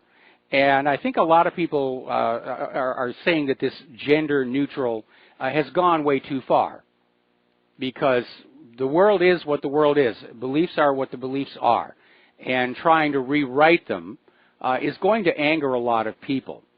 So in that same vein, an elite liberal arts college, Swarthmore College, is offering a class called Queering the Bible for the coming fall semester, in which it promises to, quote, destabilize long-held assumptions, end quote, about what the Bible says about gender. And the course description basically says the course will survey queer and trans readings of biblical text while introducing students to the complexities of construction of sex, gender, and identity in one of the most influential literary works produced in ancient times. It's a very long-winded way of saying they're going to try and retell the Bible in gender-neutral terms. And there is some meat in there, because there are some hints of homosexuality in a positive light in various parts of the Bible. I'm not going to go into that right now here. But I have two concerns. One is that this gender nonsense has gone way too far. Somebody just sent me a very clever cartoon saying that if I had $1 for every one of the genders that are out there, I would have $2 and a whole pile of counterfeits, which I think really does state it.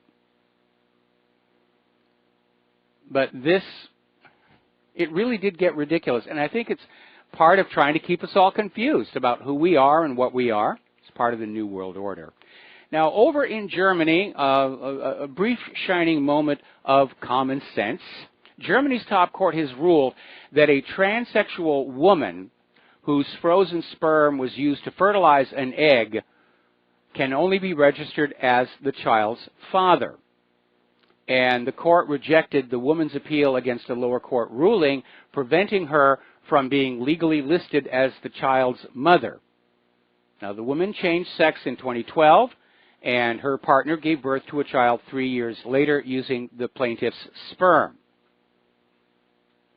It almost reminds me of that Monty Python's, that scene from Life of Brian, where this one guy says, I want to be a woman, I want to have babies, and the other one is saying, you don't have a womb. There's nowhere for the fetus to gestate. And it does almost seem like there's a war between reality and this fantasy world of all the snowflakes. We're going to do a shout out to our on-air affiliates who are just now rejoining the network. Here's another example of an out-of-control social system. This is a story that appeared over in womensystems.com. And basically it has to do with a gentleman, 63 years old. His name is Eugene Wright, and he's retired. And he was outside his home in June of last year when Meadville police and a representative with Stairways Behavioral Health confronted him. And they explained that they were there because at 10 o'clock that morning, Eugene Wright was at an orthopedic office threatening people. And Eugene was not at the orthopedic office. He was still working at that time. He was about to retire, and he was at work. And the police and Stairways Behavioral Health never checked his identity. And the police hauled him off to Meadville Medical Center, where apparently doctors injected Wright with Haldol, which is an antipsychotic medication, and Ativan, which is used to treat anxiety disorders. And apparently after a while, they realized they had the wrong guy after giving him all this melt-your-brain medication, and they apologized. And to show how sorry they were, they gave him a $50 gift card to a local steakhouse. That should make it all better. Well, Eugene said no, and he's filed a lawsuit. And he really should.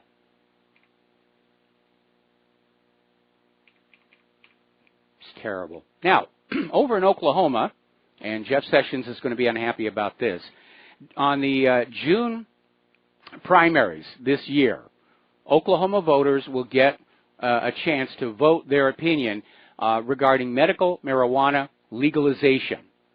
It's State Question 788 on the primary election ballot. This is going to shape up to a states' rights issue. And again, remember, when the United States was set up by the Founding Fathers, the states were sovereign entities.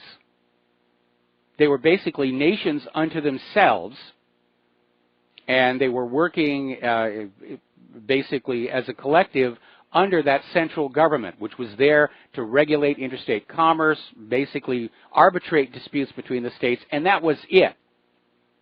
Same thing with the European Union. It's just we're a bunch of separate sovereign states.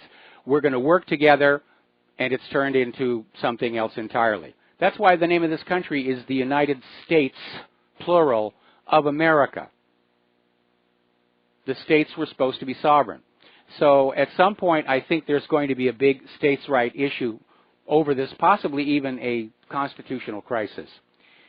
Now, getting back to the issue of governments just messing with our lives to justify their power and their pay and enlargement, a lot of people, when they lose their jobs, they're turning to other entrepreneurial activities. And one that is very common is to make baked goods at home and then sell them. And in 49 states, this is perfectly legal. But apparently in New Jersey, it is not. And there was this woman who lost her job, and she started supplementing her income by baking things in her home and selling them to friends and neighbors. And apparently the state has come down on her very hard, saying that selling just one cake, one cookie, one muffin, the fine can be as high as $1,000. Because, by golly, we've got to protect our friends over there in the commercial baking industry.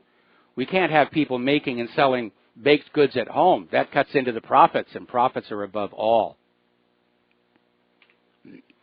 If you really think about it, that's what lies behind a lot of laws that you wonder, why is this here?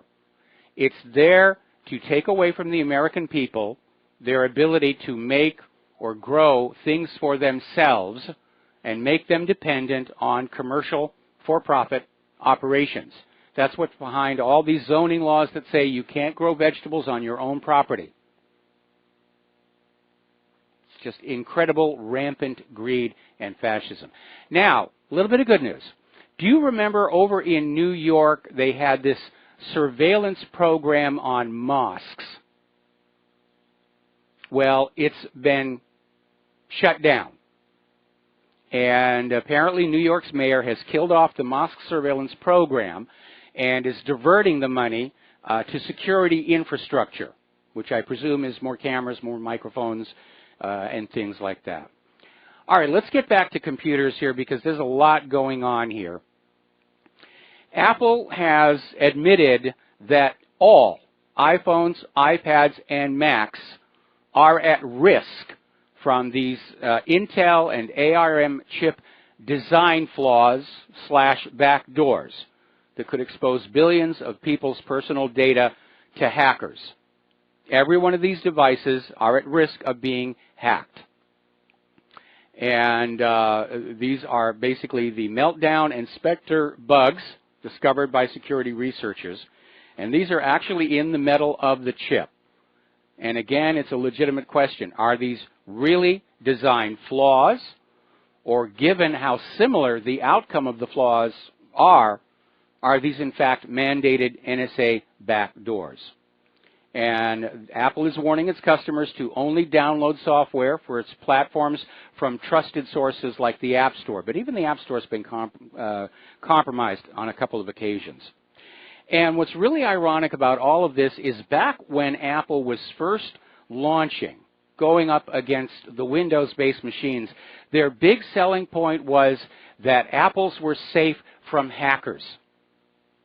That if you were on Windows, there was all those viruses and malware, and because Apple had this closed architecture, you were safe from this kind of thing. And they sold a lot of machines to concerned people.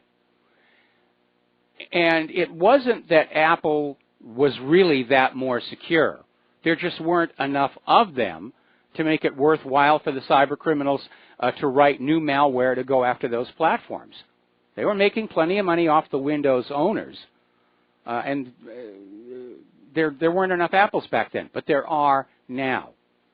And so I find it ironic looking back at all those commercials they did about how safe and secure Apple products were.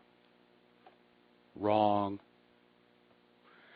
Now, Intel is claiming that its new security updates will make 90% of modern PCs and phones immune to these chip bugs / backdoors. But experts are saying that no, it may not be fixable. They may not be able to fix it. And the patches are a temporary fix, and there needs to be a more permanent solution physically built into future microprocessors. Some people are even saying it may be time for the x86 line of processors to simply go away. Now, Linus Torvalds, the inventor and founder of the Linux operating system, he's very outspoken, and he's got a lot of opinions. And he is now one of the loudest critics of Intel's handling of Meltdown, the flaw revealed Wednesday, or the backdoor, that could enable an attacker to steal confidential information, including passwords. And again, what you need to understand is inside the computer device, memory is partitioned off into areas of increasing security. And the most secure one is the kernel memory, the memory that is directly accessed by the core of the operating system. And that is not supposed to be writable from outside or readable from outside, certainly not from outside the physical device. but these bugs/backdoors on the chips make that possible. So Linus is out there saying that he thinks somebody inside of Intel really needs to take a hard look at the CPUs and actually admit they have problems instead of investing all this money on public relations blurbs to say that everything works as designed. Remember Intel and the original Pentium chip? That had a hardware problem in the divide function. And people were actually getting wrong numeric results until a patch was issued for that as well. So this may be an opportunity for anybody who wants to start a new chip company. Come up with a new, simple, elegant, secure, fast chip. Make sure it really does work, and the world will beat a path to your door. One item that crossed my desk about this issue is that apparently this bug/backdoor is exploited on computers that have more than one core in the CPU. Now, these days, pretty much every CPU out there is dual-core, quad-core, 8-core, but for some of the really old machines out there that only had a single-core CPU, they appear to be immune. Now, here's a big stink about to happen, and I'm sure the stockholders in Intel are not going to be happy about that. Intel CEO Brian Krzanich basically sold off $24 million in Intel stock that he owned before the announcement was made. And Intel was aware of the chip vulnerability. They were working on it, strategizing their conformity, trying to figure out how they were going to survive the storm. And so he sold off his stock knowing there was going to be a problem in the future, but before the problem was publicly known. I think that would qualify as insider trading. More woes for Hewlett-Packard. Hewlett-Packard is again forced to recall laptops over problematic batteries that could burst into flames. And apparently the issue affects devices sold worldwide between December 2015 and December of last year, a week ago. And it's only a small number of laptops that have the problematic batteries because Hewlett-Packard gets the batteries from multiple vendors. But they're now offering a downloadable tool where you can tell if you've got the bad batteries. And if you do, there's an option in the tool to turn the battery off. You can still use the laptop plugged into the wall. You just can't take it with you until you get a replacement battery. All right, we're going to go ahead and take a phone call. Glenn in California, thank you for waiting so patiently. What's on your mind? Hey, Mike. Just wanted to throw a little bit of information at you about the Apple issue as far as the security. They developed that OS when they started that ad campaign. The operating system that they used was based on FreeBSD, which is one of the oldest Unix systems that was developed by it's the second MIT oldest. and Berkeley. Yes. Yeah, one of the oldest. Yeah. So I love it was BSD. And then they had an open. Yeah, right. And then they had an open source project called Darwin that actually developed the kernel that they used for the system. So it is inherently much more secure than Windows, which was originally designed. Glenn, I'm going to have to put you on hold. We've got to take a break for commercials. Don't hang up because I want to come back to this topic. We'll be right back. Aloha, America. Welcome back to the show. We're talking with Glenn in California about the Apple and the history of Apple's operating system. And before I give the microphone back to you, I have to challenge your comment that BSD Unix was all that secure, because it wasn't. It's just that in those early days, there weren't a lot of people who were engaged in trying to play games with it. You had the Morris worm. That paralyzed the Internet on Unix machines here. And I did a quick web search on the commercial, and I found a hacking tutorial against Unix in 1990. There just wasn't a lot of it going on there. But anyway, continue your story.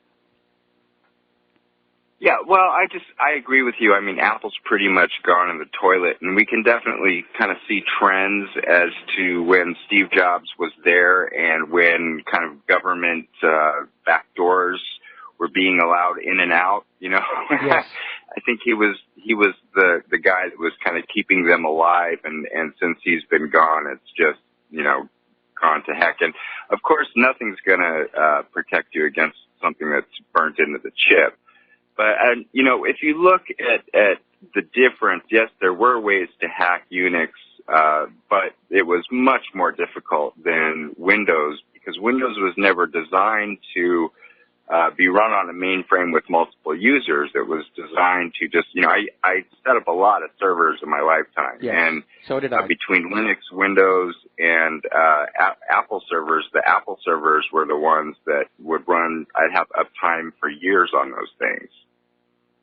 So it was just, you know, they were more secure, but you're right. You definitely need to be watching. I think there's a false sense of security, and they've gone in the toilet as far as I'm concerned. Now, I'm fuzzy on this, but I remember reading a book, The Cuckoo's Egg. I think it was about a guy named Kevin Mitnick, and the guy who caught him, identified him. I think that involved Mitnick hacking into a Unix server as well. But this is many, many years ago I read this. But again, back then, there just weren't that many people who were playing these games. There wasn't a lot of money to be made on it. People weren't keeping their personal financial banking information on Unix mainframes. So there wasn't much point to it. Unfortunately, the nature of cybercrime has evolved right alongside the degree of technology. But I just found it ironic that Apple's advertising push to say that they were far more secure than Windows is very ironic, looking at it now that for the last 20 years their products have had this problem. Right. Yeah. And don't get me wrong, I like Apple products. I have an iPhone. My wife used to have a MacBook that she used to print her sheet music on until the day the magic smoke escaped from inside, because we all know computers run with magic smoke. If the magic smoke escapes, the computer stops working. I remember one time I saw a Mac, you know, the little boxy desktop Mac. I saw one of those go, and the smoke was bright orange. It was, everyone's like applauding. Wow. Fireworks show. Well, I have to agree with you that, you know, you definitely need to be careful with all of them, but if I had a choice between Linux, Windows, and the Mac as far as security and usability, the Mac OS is still better, yes. But, you know... No, I'm in agreement with you. If I had the financial resources, I'd rather be running on MacBooks, Mac computers here at home, for Claire and her music and for what I do here. We're constrained on the Windows systems by lower cost and the lower cost of the software. I do have a Linux box. In fact, I have 3 of them, and I'm having a lot of fun with the Raspberry Pi architecture. And it does bring back memories of the glory days of the Berkeley Standard distribution.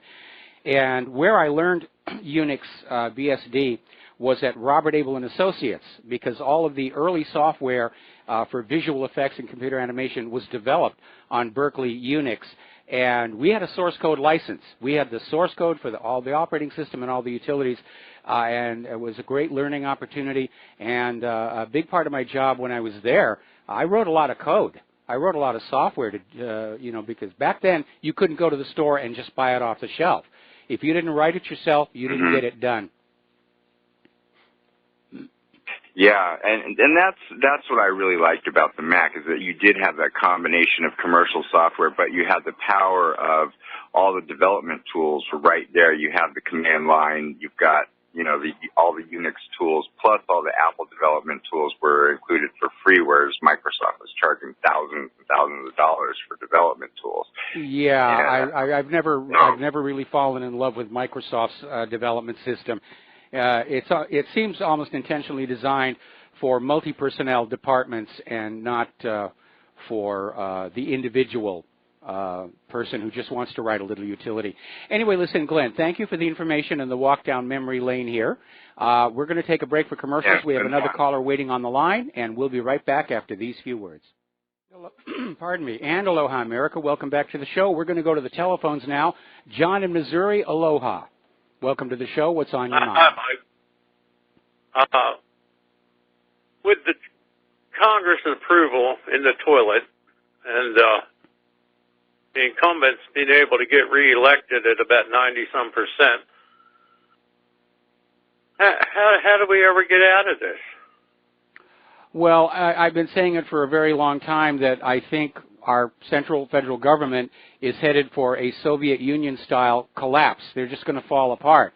We may even be seeing the beginning of it with all these renewed investigations and accusations going back and forth.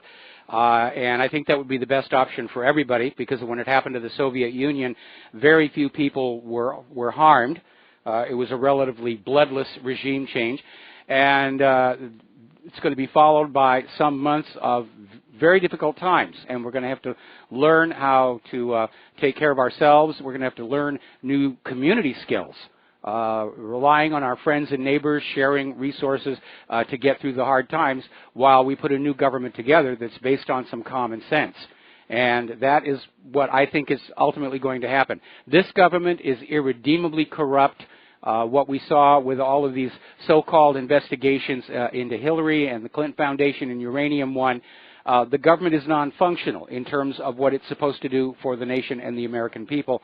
The last 3 presidents have not been administrations. It's just been one continuing crime spree. That's what I've seen. Yep. As much as I like it here, and there's nowhere else to go, I might add. Yeah, that's the problem with the modern world. There's no more frontier out there. I mean, if it had been possible, when I was much younger, obviously I couldn't do it in my 60s, I would have gotten a Conestoga wagon, put Claire in there and said, let's just get away from all this nonsense. Head on out. Be a homesteader. Well, it ain't a bad thought, but I guess it ain't practical anymore. There's no place to go. Wondering. I just get really confused because they don't even want to hide it anymore. That's the part that amazes me. They don't even want to hide their shame. Well, I think they want to hide it. We've just reached a flashpoint where they can't anymore. And if there's one thing that we can point to as a victory for the independent media, it is that we have taken away from the government and the corporate media their ability to lie to the public with impunity. And without that, yeah, Americans are looking at what's going on. They're very skeptical of the official story. It's definitely a growing movement among the American people that the federal government is, at very best, it's useless, and at very worst, it is a danger to the American people. You're absolutely right. Mike, thanks for your time. All right, well, thank you very much as well, and we're going to switch over to Matt in the high desert. Aloha, welcome to the show. What's on your mind? Yeah, I just wanted to let you know that I live out here in the high desert near in San Bernardino County. Yes. And they're spraying the hell out of us with these chemtrails right now.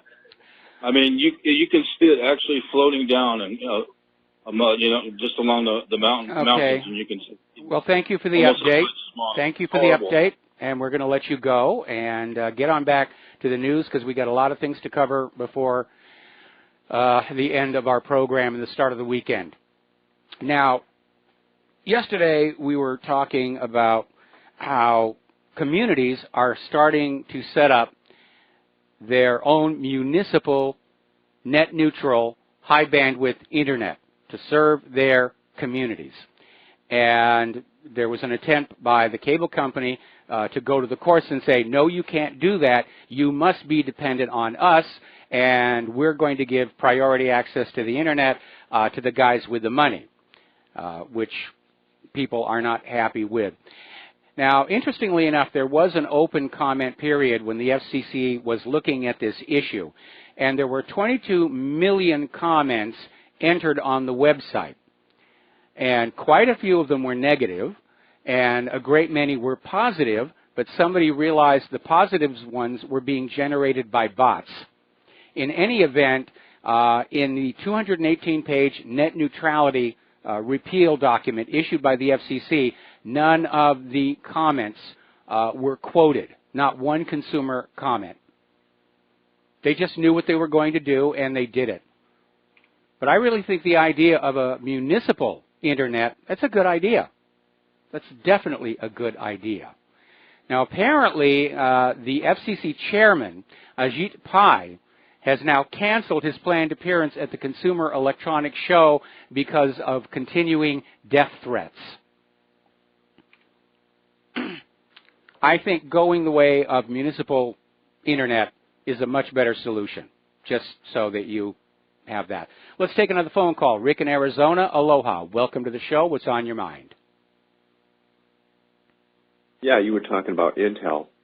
You know, any chip manufacturer that would build chips in Israel, I would not have in my computer. A long time ago, I stuck with AMD. I've known their friendship with Israel for a long time.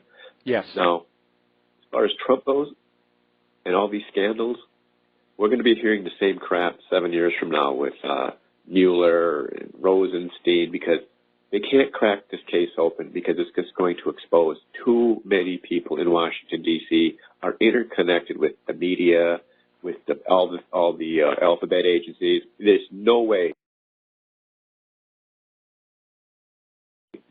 Well, I disagree. As I mentioned earlier in the program, all it's going to take is one person who's, facing prosecution to panic and start hurling accusations. And then the accusations are going to fly, and the story is going to crack despite the best efforts to keep it together. Right now, that whole shell around the corruption, that's Humpty Dumpty. And when it falls, all the king's horses and all the king's men are not going to be able to put it back together again. Now, we know that Hillary Clinton has the dirt on a lot of the worst of the skullduggery committed by the United States government through the years, and that is her weapon. She's able to blackmail the entire government to protect her, and we saw it on display during the investigations leading up to the election. The FBI's letting her walk clear on felony Title 18 violations, and we may see it displayed again for a second time. But having announced these renewed investigations, if they still draw a blank, that's only going to further weaken the credibility and legitimacy of the United States government. I think at some point it is all going to come on out. I don't think they can keep it together any longer. Right, Mike. That's why they're coming down on the independent media is hard. All right, Mike, can you hear me? I can hear you. Yeah. Well, let's enter Russia in the 1990s when all the journalists were assassinated. And we're not far from that here if they opened up their mouth too much. That's the kind of crap that can happen here. And I disagree. People are too scared. It's too interconnected with the media. All this crap about Russia is code for mafia. I disagree. And thank you for taking my call. All right, well, thank you very much for the call, Rick. We're going to let you go, and obviously I disagree with you about this, or I wouldn't be doing this radio show or the website. I'd just sit back and say it's hopeless and give me another beer. But I'm of a different opinion. And again, my model is the Soviet Union, because everybody inside that Kremlin was working as hard as they could to keep certain things hidden from the people. But eventually it started getting out through the samizdat, and the Soviet government imploded, and I really think we're on the verge of that happening here to the federal government. And I'm not the only one who says so. Ron Paul is saying that as well. All right, we're getting close to the end of the show here, so of course it's time to talk about human-caused global warming. And, we're looking, BBC is now reporting on how the U.S. storm is leaving the bomb cyclone. And it was amazing to see that from space. But apparently this intense cold wave is being drawn in after it. So the snowstorm has come and gone, but the temperatures are still dropping. And it is intensely cold there. Parts of the U.S. and Canada, temperatures are expected to fall below minus 20 degrees Fahrenheit. This is from the National Weather Service. In Canada, high winds have knocked out power for tens of thousands of residents in Nova Scotia. This was a bad one. To Daily Beast is reporting that New York and Boston may see coldest temperatures on records. As cold as negative 15 degrees from Philadelphia to Boston. And as I said before, I've got family over there. They're sending me photos, and they're all basically just hunkered on in. One of my relatives, because they have a fragile elderly person living with them, has already said if the power goes out, and power's going out in a lot of places over there, they're just going to go to a hotel. Now, over in Chicago, they have had 11 days of daytime high temperatures below 20 degrees. The last time they had that, many cold days in a row, was 1936. Before that, the last time they had that many cold days in a row was 1895. Now, obviously, a lot of people are looking at this and saying so much for human-caused global warming, and the carbon Nazis are trying to fight back. They've resurrected this idea they were floating a few years ago when we were in the middle of another record-setting winter, saying that global warming causes cold weather. This is a complete reversal from what they were saying back in 2000, that global warming meant there would be no more snow or ice. But they're out there trying to salvage their reputations by saying bitter cold is exactly what we should expect from the climate crisis. That's their new term. It was human-caused global warming. Then when it was obviously not warming, they said climate change.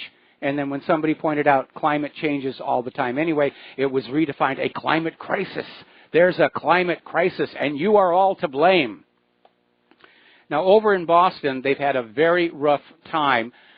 They had a 15-foot flood of ice water because of the storm surge under that cyclone. Was record low air pressure, and of course that draws up the water. It comes on in. People were trapped in cars and homes, and the water froze. It hasn't flowed back to the ocean.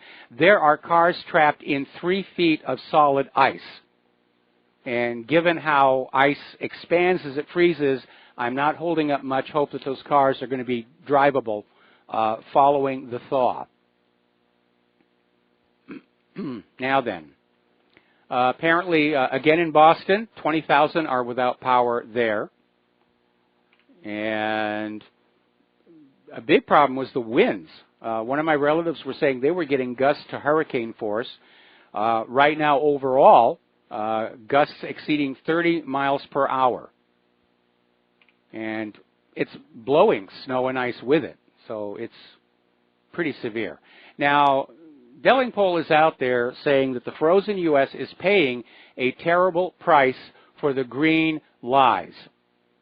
And he's pointing out how, because of all this talk about human-caused global warming, snowfall a thing of the past, please shut down your coal-fired power plants.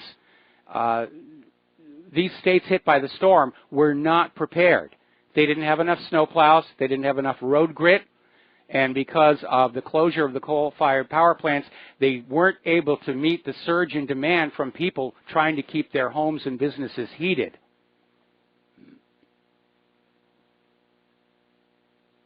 And I was saying exactly the same thing before. As these governments believe this global warming, they cut the budget for winter preparations. Then they get a hard winter, and it is a major problem. Apparently down in Florida, following that cold snap, frozen iguanas are dropping out of the trees. Remember we reported how sharks are freezing solid off the coast of Massachusetts and washing ashore. Down in Florida, it's iguanas. They're freezing to death in the trees and falling out of the trees here. More tragic, over in Akron, Ohio, a 64-year-old man was found frozen to death by a Mobile Meals worker.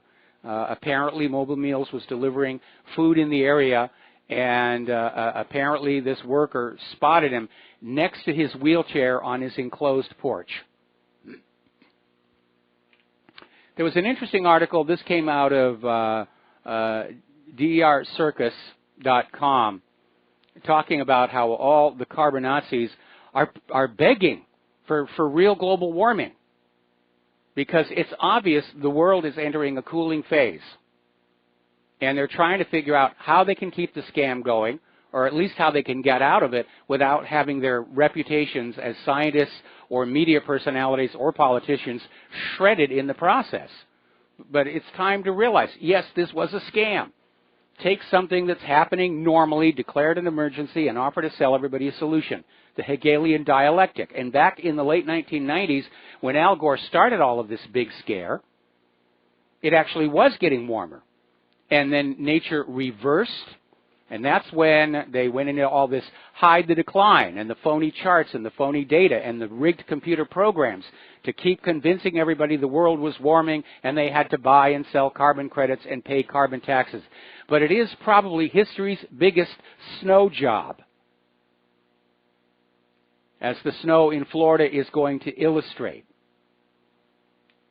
And right now, almost the entire continental United States is frozen over, snow in record amounts, ice forming in the Great Lakes. They need to use icebreakers off the coast of Massachusetts. And so at this point, I presume that most Americans are realizing it was a con job. And it was a conspiracy because of all the people who got together and said, let's convince everybody the world is warming, that carbon dioxide and humans are to blame, and we'll make lots of money, we'll sell lots of books and TV shows. And that's what happened. And it involved Al Gore. It involved the Hadley Climate Research Unit at the University of East Anglia. It involved Penn State. It involved NASA. It involved NOAA. New Zealand's weather service, Australia's weather service, everybody got sucked into this thing. And they are all guilty of massive fraud against the people of the world. All right, let's take a phone call. Carl in Arizona, aloha. Welcome to the show. What's on your mind? We lost him. We lost Carl in Arizona. Okay, well, fine. Let me leave a message for my control room guy here. Now, as you know, Claire and I dealt with this very, very nasty flu. I'm all but over it except for stuff in my throat. Claire is, as I said before, she's much better. She's not over it. She's much better. And I am greatly relieved. And again, thank you to everybody who sent in cards and well wishes. But the flu is apparently, it's hit hard and fast. More when we come back from these commercials. Aloha America, welcome back to the show. And we're talking about the current flu outbreak, and this is a nasty one. And apparently 36 states are reporting very high levels of this flu outbreak, according to the CDC. And this flu is hospitalizing people. And apparently, just in Oregon, 120 people have been sent to the hospital by this bug. And so it is a very nasty one. Over in Great Britain, their National Health Service has basically pushed off all non-emergency medical procedures until February because their hospitals are jam-packed with people who are dealing with this. And it's rather amazing. Remember back in 2009, there was the big flu pandemic scare. And they were talking, the when pigs fly flu, it's going to be horrible, it's going to be terrible, buy Tamiflu. And Roche Pharmaceuticals made a bunch of money. But in the end, that flu turned out to be milder than the normal seasonal flu. This one is really nasty. Nobody had a warning for it. The only thing we're hearing from the medical industrial complex is this hemming and hawing, trying to explain why this year's flu shot doesn't seem to have any effect on this. And I would be curious to find out if the people who are being hospitalized did get the flu shot, because there was this article that came out, I think it was about 3 weeks ago, saying that flu shots had been stopped in one country because of the realization that the shot wouldn't stop the illness, but it would make it actually worse if the person contracted it. So there would be grounds for an inquiry there as well. It's not going to happen, of course. But it's a nasty one. And if you are starting to feel sick, see your doctor. Don't be brave. Don't go to work. Don't spread this thing around. And Claire and I think we picked this up at her church from all the sneezing, wheezing people there. Another update on the Intel chip story. Apparently, it's now known that flaws have been on those chips, most Intel chips, since 1995. Boy, that's why we need to bring back product liability, so that if companies sell bad products, they can be sued. Now, France is going after companies that deliberately shorten the life of hardware. Planned obsolescence is not a viable model in the current economic condition. Now, apparently Oregon, is suing Monsanto, alleging that the company withheld information about the toxic effects of its PCB products for decades, leading to widespread contamination across the state and health risks for humans, plants, and animals. Well, gee whiz, another corporation selling a bad, dangerous product and hushing it all up. And finally, this is going to be of interest to photographers and astronomers. Apparently, a new type of lens has been developed that completely avoids chromatic aberration. It's called a meta lens. If I had more time, I'd tell you about how it works. There's the music. Time for me to get on out of here. Have a really good weekend. Please stay tuned for John Stedmiller's program. He's got lots of interesting information to share with you. Please take what you learn here and share it with everyone. Again, please take the article on how to have honest elections and send it to everybody that you know. Start building public awareness. There is a better way. We'll be back on Monday. Aloha, America.